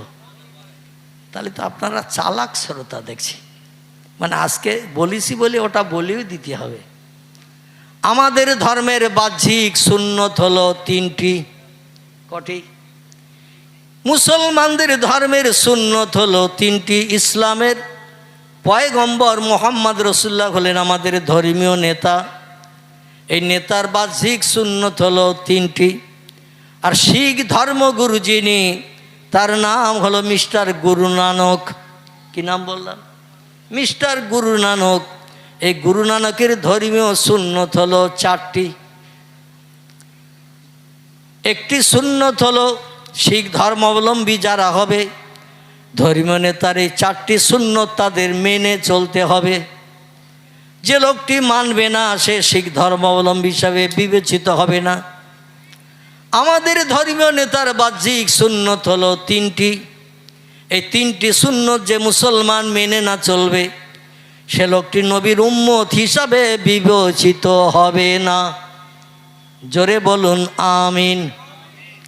শিখ ধর্মের বাহ্যিক সুন্নত যে 4টির একটি হলো মাথায় পাগড়ি বাঁধতে হয়। ভারতের যত অঙ্গরাজ্য আছে, আর এই পাঞ্জাবিরা যে অঙ্গে রাজ্যেই থাক না কেন, পশ্চিমবাংলায় থাক, বিহারে থাক, উড়িষ্যায় থাক, কর্ণাটকে থাক, দিল্লি থাক, বোম্বাইতে থাক, রাজস্থানে থাক, সুরাটে থাক, মিরাটে থাক, গুজরাটে থাক, মহারাষ্ট্রে থাক, যেখানেই অন্ধ্রপ্রদেশে থাক, যেখানেই শিখেরা থাকে ওদের ধর্মীয় সুন্নত 4টি মেনে চলে। জোরে বলুন আমিন। কথাটা সত্য বললাম না মিথ্যা বললাম? আমাদের এই পশ্চিমবাংলায় যত শিখ ধর্মাবলম্বী বসবাস করে এরা একটা কাজ খুব পছন্দ করে চলে, পছন্দ করে। সেই কাজটা হলো গাড়ির ড্রাইভিং করা। কি করা? গাড়ি চালানো কাজটা শিখেরা পছন্দ করে বেশি। খালাসিগিরি করা, ড্রাইভিং করা পছন্দ করে। যেখানে ওরা বাস করুক দেখবেন ওদের মাথায় আছে ধর্মগুরু গুরু নানকের সুন্নত। এই সুন্নতটির নাম হলো মাথায় পাগড়ি বাঁধা। আছে না নাই? যেখানেই থাক না কেন ভারতের যে কোনো অঙ্গরাজ্যে ওরা মাথায় পাগড়ি বেঁধে রাস্তাঘাটে পথে চলে, কোনোদিন মাথার পাগড়ি খোলে না। ওদের 2 নম্বরে সুন্নত হলো মাথার চুলের ভিতরে সব চুলগুলো কেটে সেটে ছোট করে একটা বেনি বিবনি লম্বা করে রাখে। আমাদের মেয়েরা যেমন মাথায় চুল রাখে লম্বা, এই লম্বা চুলকে 3টে ভাগে ভাগ করে বিবনি গাঁথে না। চুল 3টে ভাগে ভাগ না করলে বিবনি হবে না, ও দড়ি পাকানোর মতো হবে। আর 3টে ভাগে ভাগ করলে এর ভিতর দিয়ে ওর ভিতর দিয়ে পাক দিলে বিবনি হয়। হয় না? হয় না? ওই পাগড়ির তলায় ওদের চুলের একটা বিবনি গেঁথে রাখতে হয়। যেখানেই থাক না কেন ওদের মাথায় একটা করে বেনি বিবনি আছে। ওদের 3 নম্বরে সুন্নত হলো মুখে দাড়ি রাখা। কি রাখা? শিখেদের মুখে দাড়ি রাখতে হয়। ভারতের যে কোনো অঙ্গরাজ্যে বাস করুক ওরা মুখে কিন্তু দাড়ি কাটে না, দাড়ি রাখে। কথাটা ঠিক বললাম না ভুল বললাম? ঠিক। 4 নম্বরে সুন্নত হলো 2 হাতে 2টো বালা পরতে হয়। আমাদের মেয়েরা যেমন হাতে চুড়ি পরিধান করে, চুড়ি, ওই রকম শিখেরা 2 হাতে 2টো বালা পরিধান করে থাকে। 100-র ভিতরে 100 জন শিখকে যদি আপনি দেখেন প্রত্যেকের হাতে কিন্তু একটা করে বালা থাকে। থাকে না? থাকে না? এই জন্য ভারতের মোগল সাম্রাজ্যের শেষ সম্রাট যার নাম ছিল বাদশাহ ঔরঙ্গজেব। কি নাম বললাম? বুঝতে অসুবিধা হচ্ছে না তো? আমি কিন্তু ওয়াজ এখনো শুরু করিনি, একটু ট্র্যাক্টর দিচ্ছি। কি দিচ্ছি? ট্রাক্টর। একটু জমি চষে নিচ্ছি। ঘাস বাগানে দানা ছড়ালে সারা হবে? ঘাসটা যদি ট্রাক্টর দিয়ে জমি চষে মেরে নেই, সরিষার দানা, পাটের দানা, মুসুরির দানা যাই দেবেন, ট্রাক্টর দিয়ে জমি চষে ঘাস মেরে যদি দানা ছড়ানো হয় চারা হবে না? হবে না? কথা বলেন? চারা হবে। এই জন্য একটু ট্রাক্টর দিচ্ছি। 2 বা 10টা মিনিট একটু ধৈর্য ধরতে হবে, তারপরে ইনশাল্লাহ আমি দানা ছড়িয়ে দেব। এই দানা ছড়িয়ে দিয়ে আমি চলে যাব। আপনারা মাঝে মাঝে একটু সেচ দেবেন, পানি দেবেন, আর মাঝে মাঝে চারার পরিবেশ পরিস্থিতি ভালো না হলে একটু তেল সার দেবেন। দিলে দেখবেন ভালো ফসল হবে। হবে না? হবে না? ভালো ফসল হবে। আপনারা রাজি আছেন তো একটু সেচ দেওয়া, তেল সার দেওয়া? আলহামদুলিল্লাহ। তাহলে আমি এই মাজুর ব্যক্তি, অসুস্থ ব্যক্তি, 3 বছর আমি ওয়াজ নসিহতে যেতে পারিনি। কম বেশি আপনারা ইউটিউবের মাধ্যম দিয়ে এইরকম এই যে ব্যাটারা এসেছে এদের এই মোবাইল মেশিনের মাধ্যম দিয়ে ইউটিউবেতে হাজারো ক্যাসেট আমার আছে। তাতে আপনারা আমার চেহারাও দেখে থাকবেন এবং আমার কিছু বক্তব্যও শুনে থাকবেন। আমি 3 বছর কঠিন অসুস্থতার মাঝখানে ছিলাম। আমার 2টো কিডনি ড্যামেজ হয়ে গিয়েছিল এবং সপ্তাহে 3 দিন করে আমার বসিরহাটের বাড়ি থেকে কলকাতায় যেতে হতো ডায়ালিসিস করতে, একদিন বাদ একদিন। এভাবে 2.5 বছর ডায়ালিসিস চলার পর কলকাতায় একটি হসপিটাল আছে, বেসরকারি হসপিটাল, নাম ইংরেজি নাম আর.এন. টেগর, বাংলা নাম হলো রবীন্দ্রনাথ ঠাকুর হসপিটাল। এই হসপিটালের মালিকের নাম দেবী শেঠি। কি নাম বললাম? দেবী শেঠি। এনার হসপিটালে গত 18ই জানুয়ারি আমি অপারেশান হয়েছিলাম। অপারেশান করে আমার 2টো কিডনি ড্যামেজ, পেশাব মোটে হতো না, 24 ঘন্টা 2 থেকে 3 ফোঁটা পেশাব হতো, আর যা পানি খেতাম সব দেহে জমে যেয়ে কলা ব্যাঙের মতো হাত পা মুখ সব ফুলে যেত। এইভাবে 2.5 বছর ডায়ালিসিস করে পানি বার করতে হয়েছে, রক্তগুলো শোধন করে আবার শিরার ভিতর দিয়ে দেহে ঢুকিয়ে দেওয়া হয়েছে। 2.5 বছর ডায়ালিসিসের পরে গত 18ই জানুয়ারি অপারেশান হলাম আমি। আমার পেটে এই পাঁজরের কাঠির মুখ থেকে নিয়ে গুপ্তাঙ্গের গোড়া পর্যন্ত 21টা সেলাই দিতে হয়েছিল। মানে পেট পুরো ফেড়িয়ে বার করে একজনের পেট থেকে কিডনি কেটে নিয়ে আমার পেটে আম গাছের কলমের মতো জুড়ে দেওয়া হয়েছে। আম গাছের কলম বোঝেন তো, যেমন একটার সঙ্গে একটা জুড়িয়ে দেয়, ওই রকম জোড়া আছে। যে 2টো ড্যামেজ হয়ে গিয়েছিল ও 2টো রয়েছে, তবে তাতে কোনো কাজ হয় না। এখন ওই একটা কিডনি একজনের কাছ থেকে কিনে নিয়ে পেটে আম গাছের কলম বাঁধা মতো হয়েছে। আচ্ছা, কলম বাঁধলে আম গাছ বাঁচে না মরে? কথা বলে বাঁচে। তাই আল্লাহ আমারে মরণের হাত থেকে বাঁচিয়ে আপনাদের সঙ্গে চারিচক্ষের মিলন ঘটিয়ে দিয়েছেন। আমার ভাই, 3 বছরের মতো আমি অসুস্থ ছিলাম, ঘর সজ্জায় ছিলাম, বাইরে বার হতে পারতাম না। এই মাসখানিকের মতো 2-5টা প্রোগ্রামে আমি বেরিয়েছি। গতকালকে আমার প্রোগ্রাম ছিল ঢলা রামগঙ্গা, তার আগের দিনের প্রোগ্রাম ছিল দক্ষিণ 24 পরগনার নৈনান মাদ্রাসা। তো আজকের এখানে আগামীকাল আবার একটা প্রোগ্রাম আছে, আগামী 17 তারিখ আবার আসামে প্রোগ্রাম আছে, 27 তারিখ ইংরেজি। তো যাই হোক, অধিকার বলতে চাচ্ছি না। এখন আল্লাহ যদি রোগ থেকে মুক্তি না দিতেন, আপনাদের সঙ্গে চারিচক্ষের মিলনের সুযোগ হতো না। দিন শরীরের 2টো কথা এই রকম আম বাগানে বসে আপনাদের বলারও সুযোগ হতো না। রাখে আল্লাহ মারে কে, মারে আল্লাহ রাখে কে। আল্লাহ হায়াত আবার ফিরিয়ে দিয়েছেন, তাই 2-4টে কথা বলতে এসেছি। বেশি কষ্ট আপনাদের দেব না। তবে যেটা আমি বলতে চাচ্ছিলাম সেটি হলো এই, ভারত সম্রাট, মোগল সম্রাটের শেষ বাদশাহ, তার নাম ছিল বাদশাহ ঔরঙ্গজেব। কি নাম বললাম? ঔরঙ্গজেব। এনার সঙ্গে যুদ্ধ হয়েছিল পাঞ্জাব সম্রাট, শিখ সম্রাট তরু সিংয়ের সঙ্গে। কার সঙ্গে? তরু সিং তার নাম ছিল, পাঞ্জাবের রাজা। আর দিল্লির পার্লামেন্টের সম্রাট ছিল বাদশাহ ঔরঙ্গজেব, মোগল সম্রাট বাদশাহ। 2 জনের সঙ্গে যুদ্ধ হয়েছিল। যুদ্ধে আল্লাহ পাক বাদশাহ ঔরঙ্গজেবকে জয়ের পতাকা উড়িয়ে দিয়ে পাঞ্জাব দখল করার সুযোগ করে দিয়েছিলেন। জোরে বলুন সুবহানাল্লাহ। কারণ ইসলামিক ইতিহাসে এসেছে, বইটির নাম হলো দ্য ওল্ড ইন্ডিয়ান হিস্ট্রি। কি নাম বললাম? The old Indian history. Bangla নাম হলো ভারতের পুরনো ইতিহাস, ভারতের পুরানো ইতিহাস।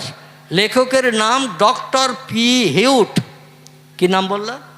বইটি লিখেছেন যিনি ইংরেজ সাহিত্যিক, বাংলা ভাষাটা জানতো না, তারই মাতৃভাষা ছিল ইংরেজি, তাই ইংরেজিতে বইটি লিখেছেন। বইটির নাম দিয়েছেন দ্য ওল্ড ইন্ডিয়ান হিস্ট্রি, লেখকের নাম ডক্টর পি হিউট। আমি সেই বই থেকে তথ্য দিচ্ছি আপনাদের কাছে। যুদ্ধ হয়ে গেল, যুদ্ধে বাদশাহ ঔরঙ্গজেব জয়লাভ করলেন, তরু সিং হেরে গেল। আগের যুগে যুদ্ধে যারা হেরে যেত তারা বন্দী হয়ে যারা জয়লাভ করত তাদের হাতে বন্দী হয়ে এসে হাজির হতো। কথাটা ঠিক না ভুল? আমার সঙ্গে মোকাবেলা করেছো, যুদ্ধ করেছো, সরাসরি আমার কাছে তুমি পরাজয় স্বীকার করো নাই, এই জন্য সৈন্য সামন্ত দিয়ে তোমার সঙ্গে মোকাবেলা করতে হয়েছে। আর যুদ্ধের মাধ্যম দিয়ে তুমি পরাজয় বরণ করছ। তুমি এখন আমার কাছে আসামি। আসামি যারা হতো তাদের হাতে হ্যান্ডকাফ দিয়ে, গরু ছাগলের মতো গলায় দড়ি দিয়েও মাঝে মাঝে টেনে যিনি জয়লাভ করতেন তার কাছে নিয়ে আসা হতো। খুব সংক্ষেপ করে তত্ত্বটা দিই, যাতে শিখ সম্রাটের 4টি সুন্নতের কথা বলবো তোমার জন্য, তুমি সেটা মেনে নেবে না। তরু সিং বলল, আপনি বিজয়ী, আমি পরাজয়ী, এই জন্য আপনি আমার জন্য যে হুকুম করবেন, যে ব্যবস্থা করবেন, আমার বাধ্য হয়ে মেনে নিতে হবে। কারণ আমার সৈন্যরা হার মেনে তারা চলে গেছে, পালিয়ে গেছে, কিছু ব্যক্তির প্রাণনাশক হয়ে গেছে, সৈন্যরা সব পরাজয় বরণ করেছে। আপনার সৈন্যরা বীর বিক্রমে যুদ্ধ করে জয়লাভের পতাকা উড়িয়ে আমার দেশটা দখল করে নিয়েছে। আপনিও পাঞ্জাবের মালিক বর্তমান হয়ে গেছেন। জোরে বলুন সুবহানাল্লাহ। ভারতবর্ষ বিশাল দেশ ছিল পূর্বে, আফগানিস্তান থেকে শুরু করে পশ্চিমে আফগানিস্তান, আমার ভাইরা, এভাবে পূর্ব দিকে একেবারে বাংলাদেশের ওই ঢাকা থেকে শুরু করে, কুমিল্লা থেকে শুরু করে, সিলেট থেকে শুরু করে, চিটাগাং, চট্টগ্রাম, কক্সবাজার, রাঙামাটি থেকে শুরু করে বান্দরবন পর্যন্ত বিশাল এরিয়ার ভারতবর্ষ। পশ্চিম থেকে পূর্ব, উত্তরে ছিল হিমালয় পাহাড় পর্যন্ত, দক্ষিণে ছিল শ্রীলঙ্কা পর্যন্ত। সাগরের মাঝে একটি বড় দ্বীপ, এই দ্বীপটির নাম ছিল সিংহল, পরবর্তীতে নামকরণ করা হয়েছে শ্রীলঙ্কা। ওটাও ভারতের আন্ডারে ছিল। কিছুদিন মোগল সাম্রাজ্যের রাজত্ব শেষ হয়ে যাওয়ার পরে পরবর্তী বাদশা যারা এসেছে, বিভিন্ন রাজ্যে বিদ্রোহ শুরু হওয়ার কারণে সব রাজ্যগুলো আস্তে আস্তে ভারত সরকারের হাত থেকে হস্তচ্যুত হয়ে গেছে। এখন আফগানিস্তান আলাদা, পাকিস্তান আলাদা, বাংলাদেশ আলাদা, আমাদের ভারতবর্ষ আলাদা, শ্রীলঙ্কা আলাদা, এইভাবে বিভিন্ন রাজ্যগুলো, দেশগুলো সব আলাদা আলাদা হয়েছে। ভারত এখন ছোট হয়ে গেছে। পূর্বে বিশাল এরিয়ার ভারতবর্ষ ছিল। জোরে বলুন সুবহানাল্লাহ। বাদশাহ ঔরঙ্গজেব উনি ডেকে বললেন, শোনো, আমি প্রাণে তোমারে মারব না, জীবন নাশ করব না। এক্ষুনি জল্লাদকে বললে তরবারি দিয়ে কল্লা দ্বিখণ্ডিত করে তোমার প্রাণ নাশ করে দিতে পারে না। উনি বলেন, আমি আসামি, আপনার কাছে বন্দী হয়ে এসেছি, যেটা হুকুম করবেন আপনার দল বলের লোকেরা সেটা বাস্তবে রূপদান করে দেবে। এজন্য প্রাণনাশ করলে আপনি করতে পারেন, কেউ বাধা দেবে না এই দিল্লির জমিনে। কারণ এই দিল্লির জমিনে যত মানুষ আশেপাশে রাজ দরবারে আছে সব তো আপনার পক্ষের মানুষ, ঠিক কিনা? ঔরঙ্গজেব বললেন, শোনো, তুমি একটা তরুণ যুবক, এই তরু সিং ছিল তরুণ যুবক, 25 থেকে 26 বছরের বয়সের তরুণ যুবক। তোমার মতো চেহারাধারী সুন্দর তরুণ যুবকের প্রাণনাশ করে ভবিষ্যৎ জীবনটা বরবাদ করতে চাই না। তবে আমি তোমার জীবন ভিক্ষা দেব, তুমি দুনিয়ায় বেঁচে থেকে সংসার যাপন করতে পারবে, বিবি বাচ্চা আপনজন আত্মীয় স্বজন নিয়ে। প্রাণনাশ করলে তো সব শেষ হয়ে যাবে, আমি তোমার জীবন ভিক্ষা দিতে চাই, মতামত কি বলো? তরু সিং বললেন, জীবন ভিক্ষা, প্রাণনাশ না করে দুনিয়ায় বেঁচে থাকার সুযোগ দিলে কোন লোকটি তা মেনে নিতে না চায়? আমরাও চাই না। মরণের হাত থেকে যদি ছেড়ে দেয়া হয় বলে আল্লাহ বাঁচিয়েছে, বলি কি না? আবার অনেক সময় বলি, ওই দলের ভিতরে অমুক লোকটা ছিল, ওর মনে একটু দয়া ছিল বলে ওই লোকটা আমার হয়ে বলার কারণে শত্রুরা আমারে ছেড়ে দিয়েছে, ওই লোকটা ছিল ভালো। কিন্তু আসলে সব থেকে ভালো কে? আলহামদুলিল্লাহ, সব থেকে ভালো হলো আল্লাহ। বাদশাহ ঔরঙ্গজেব বললেন, প্রাণনাশ আর করব না, তোমার জীবন ভিক্ষা দেব, মতামত কি? বললেন, আমি আপনার বক্তব্য শুনে খুব খুশি, সন্তুষ্ট। বাদশাহ ঔরঙ্গজেব বললেন, তবে একটা শর্ত আছে। কি আছে? জীবন ভিক্ষা দিতে চাই, প্রাণে মারব না, বিবি বাচ্চা আপনজন নিয়ে সংসার যাপন করতে পারবেন বৃদ্ধ বয়স পর্যন্ত। তবে জীবন ভিক্ষার বিনিময়ে আমার একটা শর্ত আছে। শর্তটা যদি বাস্তব জীবনে রূপদান করে তুমি নিয়ে আমার শর্তটা যদি তুমি মান্যতা দাও, তাহলে আমি তোমার প্রাণ ভিক্ষা দিয়ে ছেড়ে দেব, তোমার প্রাণে মারব না। বাদশাহ ঔরঙ্গজেব বললেন, তোমার মতামত কি?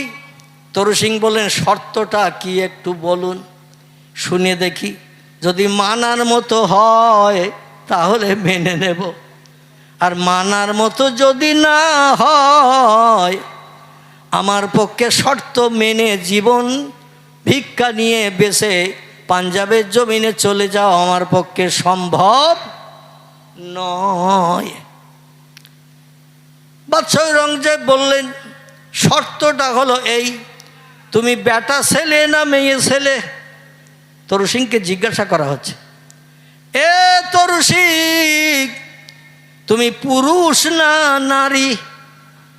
তরু সিং বলছে, নাম শুনে কি বুঝতে পারছেন না আমি পুরুষ কি নারী? আমাদের ভারতবর্ষের জমিনে একজন কবির নাম ছিল বিশ্বকবি রবীন্দ্রনাথ ঠাকুর। নাম শুনেছেন? বইয়ের পৃষ্ঠায় চেহারা দেখেছেন? আমার নবীর দুটি সুন্নত, আমাদের নবীর বাহ্যিক সুন্নত কটি বললাম? 3টি। তরু সিংয়ের সুন্নত কটি? 4টি। আলহামদুলিল্লাহ। এরকম একটু কথার উত্তর দিলে বুঝবো আপনারা ঘুমোচ্ছেন না, আর যদি উত্তর না পাই তাহলে বুঝবো আমার এখন উলোবনে মুক্ত ছড়াতে হচ্ছে। সব ঘুমিয়ে পড়েছে আর আমি একাই শুধু বকতেছি। আমার ভাইরা, প্রিয় নবী মুহাম্মদ রাসূলুল্লাহর বাহ্যিক সুন্নত হলো 3টি। আচ্ছা, সুন্নত কটা একটু বলে নেই, তাহলে আপনাদের বুঝতে সুবিধা হবে। একটি সুন্নতের নাম হলো মাথার টুপি। কি নাম বললাম? মাথার টুপি। 2 নম্বর হলো বাহ্যিক সুন্নত নবীজির মুখের দাড়ি। 3 নম্বর নবীজির বাহ্যিক সুন্নত হলো হাঁটুর নিচে লম্বা জামা। কোনো ব্যক্তি যদি এই 3টে সুন্নত বাস্তবে রূপদান করে, গোপালপুরের বাজার, কেদুয়ার বাজার, হাড়োয়ার বাজারে যদি যায়, যে কোনো হিন্দু, জৈন, শিখ, বৌদ্ধ, চৈতন্য, ইহুদি, খ্রিস্টান, কোল, ভিল, নাগা, খাসা, মুন্ডা, আর্য, অনার্য, আদিবাসী, সাঁওতালি, যে কোনো ধর্মাবলম্বীকে যদি একটা টুপিওয়ালা, দাড়িওয়ালা, লম্বা জামাওয়ালা লোক দেখিয়ে বলা হয় এই লোকটা কোন ধর্মাবলম্বী, যে কোনো ধর্মাবলম্বী আমার মাথার টুপি, মুখের দাড়ি, গায়ের হাঁটুর নিচে লম্বা জামা দেখলে আমার পরিচয়টা কি দেবে একটু বলুন? কি বলবে? আলহামদুলিল্লাহ। নাম জিজ্ঞাসা করবে না, ভাই তোমার নামটা কি বলো, তারপরে তোমার পরিচয় দেব তুমি কোন ধর্মাবলম্বী।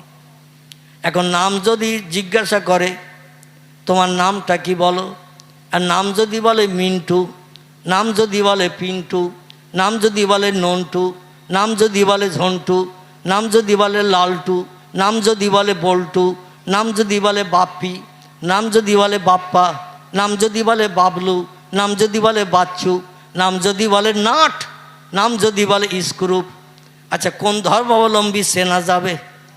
কথা বলে। নাম বলেছে নন্টু, মিন্টু, পিন্টু, নন্টু, ঝন্টু, বাপি, বাপ্পা, বাবলু, বাচ্চু, ডবলু, বুলু, নাট, স্ক্রুপ। এখন এরকম নাম বেরিয়েছে না বেরিয়ে?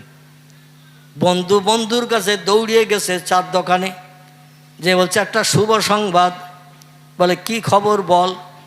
বলছে আল্লাহ একটা পুত্র সন্তান দিয়েছে আমার স্ত্রী গর্ভ থেকে, আমি সন্তানের বাপ হয়েছি। বলে তাহলে রসগোল্লা খেতে দে। মেয়ে হলে বুট ভাজার কথা বলতাম, আমাদের যে মেয়ে হলে কেউ আর ভালো জিনিসের দাবি করে না। ঠিক বললাম না ভুল বললাম? কিন্তু ছেলের খবর শুনলে বলে রসগোল্লা দে।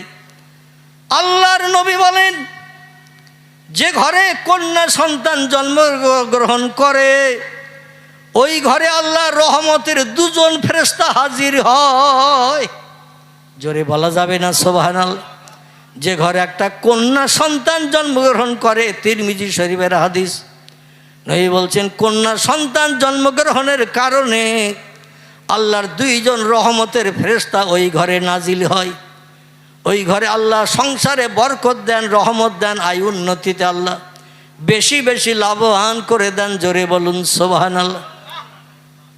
যত হাদিসের কিতাব আছে, কারবা নাম বুখারী, কারবা নাম মুসলিম, কারবা নাম তিরমিজি, কারবা নাম আবু দাউদ, কারবা নাম ইবনে মাজাহ, কারবা নাম নাসাই, কারবা নাম দারমি, কারবা নাম দারকুতনি, কারবা নাম বাইহাকি, কারবা নাম তিবরানি, কারবা নাম মুয়াত্তা মালিক, কারবা নাম মিশকাতুল মাসাবি, কারবা নাম ইবনে হাব্বান, কারবা নাম আল হাকিম, কারবা নাম আল মুস্তাদরাক, কারবা নাম তারগিব, এগুলো সব হাদিসের কেতাবের নাম। ভরা আছে পয়গম্বরের জবানি, কিছু কম বেশি 3.5 লক্ষের মতো। চিল্লায়ে বলা যাবে কি একটু সুবহানাল্লাহ? নারায়ে তাকবীর। এই 3.5 লক্ষের মতো হাদিস পয়গম্বরের জবানি, বিভিন্ন লেখকেরা কেতাবের নাম দিয়ে দিয়ে নবীজির জবানিগুলো লিপিবদ্ধ করেছেন। বুখারী, মুসলিম, তিরমিজি, আবু দাউদ, ইবনে মাজাহ, নাসাই, দারমি, দারকুতনি, বাইহাকি, তিবরানি, মুয়াত্তা মালিক, মিশকাতুল মাসাবি, ইবনে হাব্বান, আল হাকিম, আল মুস্তাদরাক, আত-তারগিব, এইভাবে যত হাদিসের কেতাব আছে, কোনো হাদিসের কেতাবে কোনো লেখক এ কথা লেখেনি যে কোনো ঘরে যদি একটা পুত্র সন্তান জন্ম হয়, আল্লাহ রহমতের ফেরেশতা একটা এসে হাজির হয়। এরকম কথা কোনো হাদিসে লেখা নাই। পুত্র সন্তান জন্ম নিলে কোনো রহমতের ফেরেশতা আসে না, কিন্তু কন্যা সন্তান জন্ম নিলে আল্লাহ 2জন রহমতের ফেরেশতা পাঠায়, ওই সংসারে যাতে দুঃখ কষ্ট আগামীতে আর না আসে। কিন্তু আমাদের দেশে যদি কোনো ঘরে মেয়ে সন্তান জন্ম নেয়, আর ওই মেয়ের বাপ যে ওর মুখটা হাসি ফোটে না, মুখ হাঁড়ির তলা মতো হয়। কথা বলেন, মুখটা হয় হাঁড়ির তলা। হাঁড়ির তলা লাল না সবুজ? কথা বলেন, হাঁড়ির তলা যেমন কালো, মেয়ের বাপের মুখটা হয়ে যায় ওই রকম কালো। আর পরস্পর আল্লাহ যদি 3 থেকে 4টে কন্যা সন্তান কোনো ঘরে দেয়, স্বামীর কাছে খবর যেই যায়, তোর আগে মেয়ে ছিল কটা? বলে 3টে, হ্যাট্রিক করেছি। ছেলের আশা আর একটা নিছি, আল্লাহ হয়তো এবার 4 নম্বরে ছেলে দেবে। কিন্তু সন্তান প্রসবের পরে বাড়ির ধাত্রীরা, মেয়েরা বলছে তোর আর একটা মেয়ে হয়েছে। ও আর রাগ সহ্য করতে পারেনি।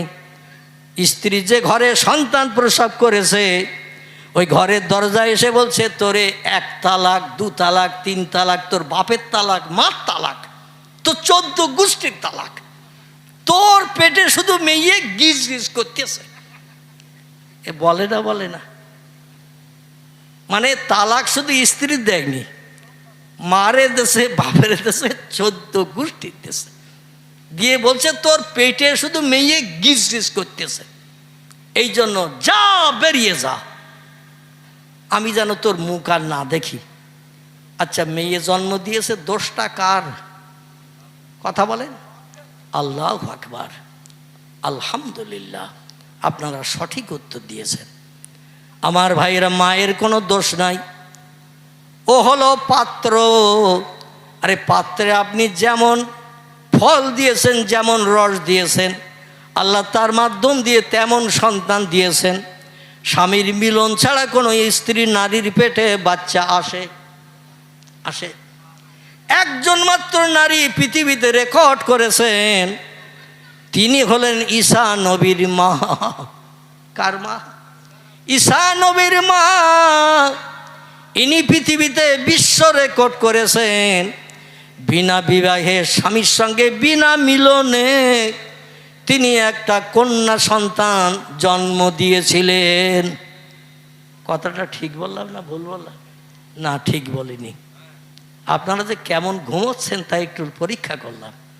আসলে কন্যা সন্তান জন্ম দেয়নি, একটি পুত্র সন্তান জন্ম দিয়েছিলেন। ঠিক না ভুল? এই পুত্র সন্তানটির নাম হলো হজরতে ঈসা রুহুল্লাহ। কি নাম বললাম? ঈসা রুহুল্লাহ। আমি যে কথা বলবো শুধু বলবেন ঠিক, আর আল্লাহু আকবার, নারায়ে তাকবীর। এতে তো ভান্ডারে কিছু ঢোকবে না। মাঝে মাঝে একটু পরীক্ষা নেব কেমন ঘুমোচ্ছেন আপনারা। আমার ভাইরা, মরিয়ম বিনা বিবাহে, বিনা স্বামীর সঙ্গে বিনা মিলনে একটি সন্তান পেটে রেখেছিলেন, এবং 9 মাস 10 দিন কাল অতিবাহিত হতে না হতে আল্লাহ সন্তান প্রসব করিয়ে হজরতে মরিয়মের মুখে হাসি ফুটিয়েছিলেন। এই সন্তানটি কোনো কন্যা সন্তান ছিল না, এ ছিল একটি পুত্র সন্তান। এই পুত্র সন্তানটির নাম হলো ঈসা রুহুল্লাহ। জোরে বলুন একটু সুবহানাল্লাহ। এই মরিয়মের মা ছিলেন যিনি, তার নাম ছিল হেন্না। কি নাম বললাম? হেন্না। হেন্না। এবং হেন্নার স্বামী ছিলেন যিনি, তার নাম ছিল ইমরান। কি নাম মনে থাকবে তো নাকি? হেন্নার স্বামীর নাম ইমরান। তফসিরে কাশ্যপ, তফসিরে রুহুল বায়ান, তফসিরে মওজিহুল কোরআন, তফসিরে বাইজাবি, তফসিরে কাশ্যপ, তফসিরে ফি জিলালুল কোরআন, শত শত তফসিরের ভিতরে তথ্য পরিবেশন করা হয়েছে। আমি নানি দাদির কোনো কেচ্ছা আপনাদের কাছে এই রাতের ঘুম কামাই করে আমিও বলতে চাই না, আর আপনাদেরও শুনিয়ে সময় নষ্ট করব না। সকলে বলুন আমিন। হেন্নার স্বামীর নাম ইমরান, ইমরানের বিবির নাম হেন্না। 80-র উপরে বয়স হয়ে গেছে হজরতে ইমরানের। কত? 80-র উপরে বয়স হয়ে গেছে। স্ত্রীর বয়স হয়েছে 75-এর উপরে। কোনো সন্তান আল্লাহ দেয়নি। জোরে বলুন একটু সুবহানাল্লাহ। সন্তান দেওয়ার মালিককে আমরা হাজার চেষ্টা করলেও সন্তানের মুখ দেখতে পাবো আল্লাহ যদি না দেয়? ইব্রাহিম খলিলুল্লাহ বিশ্ব সুন্দরী একটি যুবতী নারীকে বিয়ে করেছিলেন। যৌবন বয়সে, যুবক বয়সে 22-24 বছর যখন বয়স, একটা যুবতী মেয়ে বিয়ে করলেন, বিশ্ব সুন্দরী বাদশার কন্যা।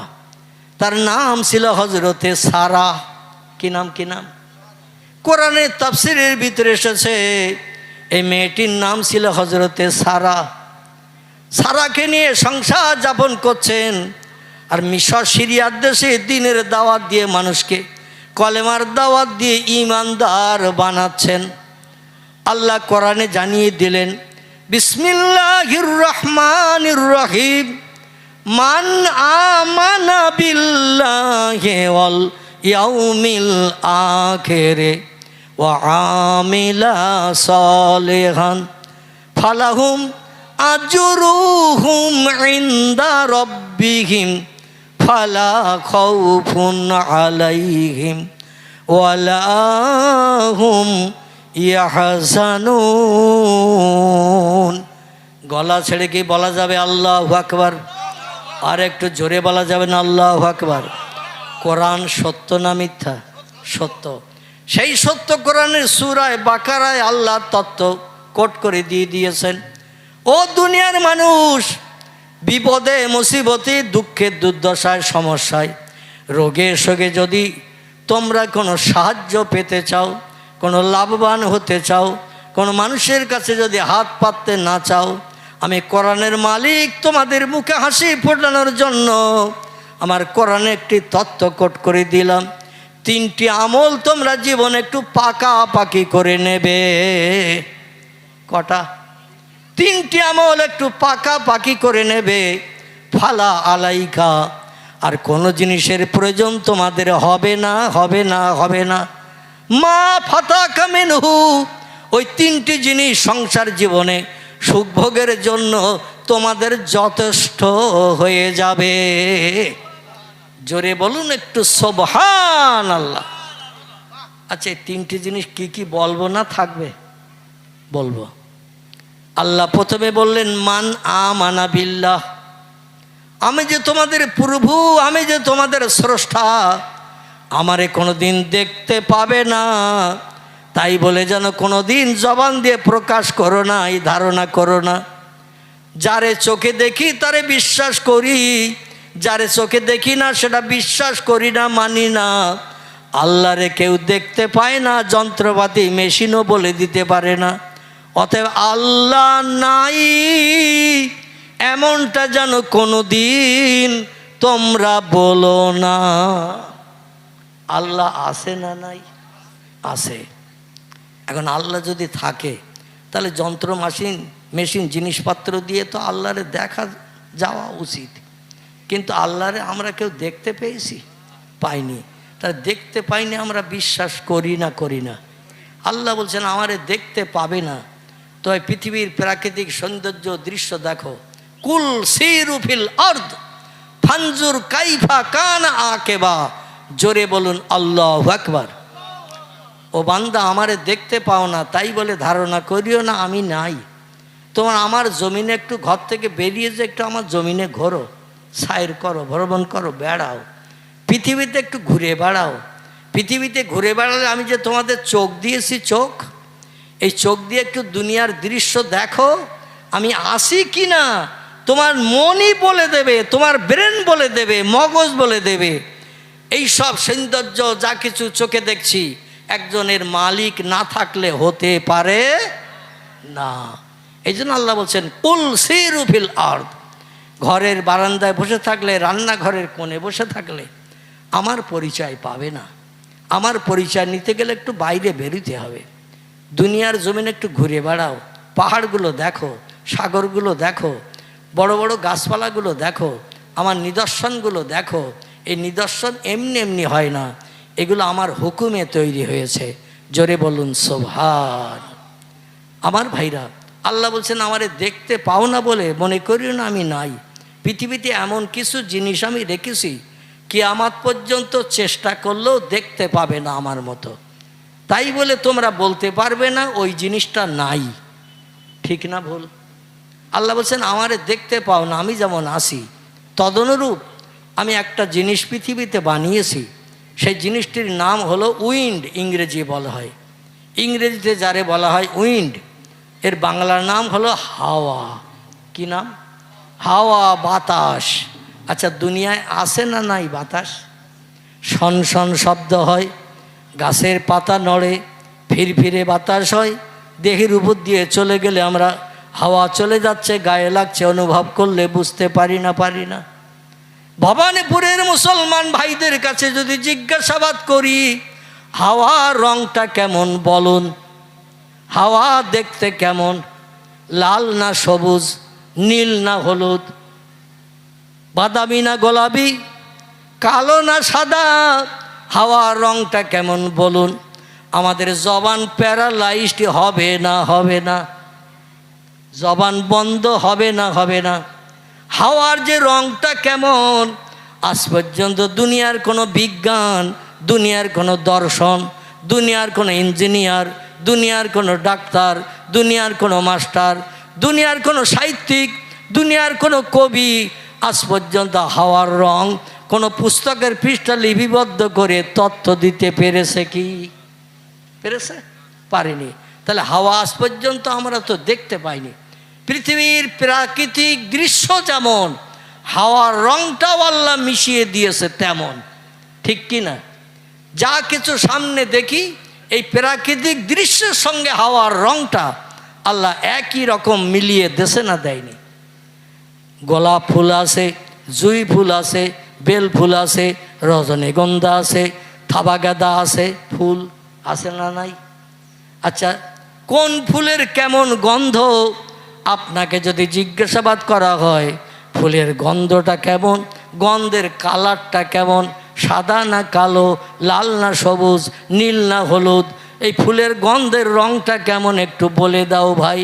লোকটা মজলিসে থাকবে না, বাড়ি যেয়ে কম্বল মুড়ি দেবে। কথা বলে, বাড়ি যেয়ে কম্বল মুড়ি দেবে। ফুলের গন্ধ কেমন জানতে গেলে আগে নাকের কাছে ধরতে হবে। ঠিক কি না? এক একটা ফুলের এক এক রকম সৌরভ, এক এক রকম গন্ধ আসে না নাই? বেল ফুলের গন্ধ আলাদা, জুঁই ফুলের গন্ধ আলাদা, থাবা গাঁদার গন্ধ আলাদা, গোলাপ ফুলের গন্ধ আলাদা, রজনীগন্ধার আলাদা। ঠিক কিনা? যত সময় নাকে ধরছি তত সময় অনুভব করতে পারছি না। আবার এর কালারটা, রংটা কেমন, গন্ধের রং কিয়ামত পর্যন্ত চেষ্টা করলেও কি দেখা যাবে? আল্লাহ বলেন ওই রকম আমারে তোমরা দেখতে পাবে না। তাই পৃথিবীর নিদর্শনগুলো দেখে আমি আল্লাহ যে আসি এটা তোমাদের বিশ্বাস করতে হবে। এরই নাম হলো মান আমানা বিল্লাহ। জোরে বলুন একটু সুবহানাল্লাহ। 2 নম্বরে আল্লাহ বললেন অল ইয়াউমিল আখির। আমি বক্তৃতার শুরুতে আপনাদের কাছে কবরের কথা বলছিলাম কি না? আমার ভাইরা, মরণের পর থেকে নিয়ে আমার আপনার গন্তব্যস্থান কবর। আবার কবরে ততদিন পর্যন্ত থাকতে হবে। এজা তাকুমো সাত, যতদিন না পর্যন্ত পশ্চিম দিকে সূর্য উদয় হয়ে পূর্ব দিকে অস্তমিত হতে না যাবে, ততদিন পর্যন্ত এই দুনিয়া ধ্বংস হবে না।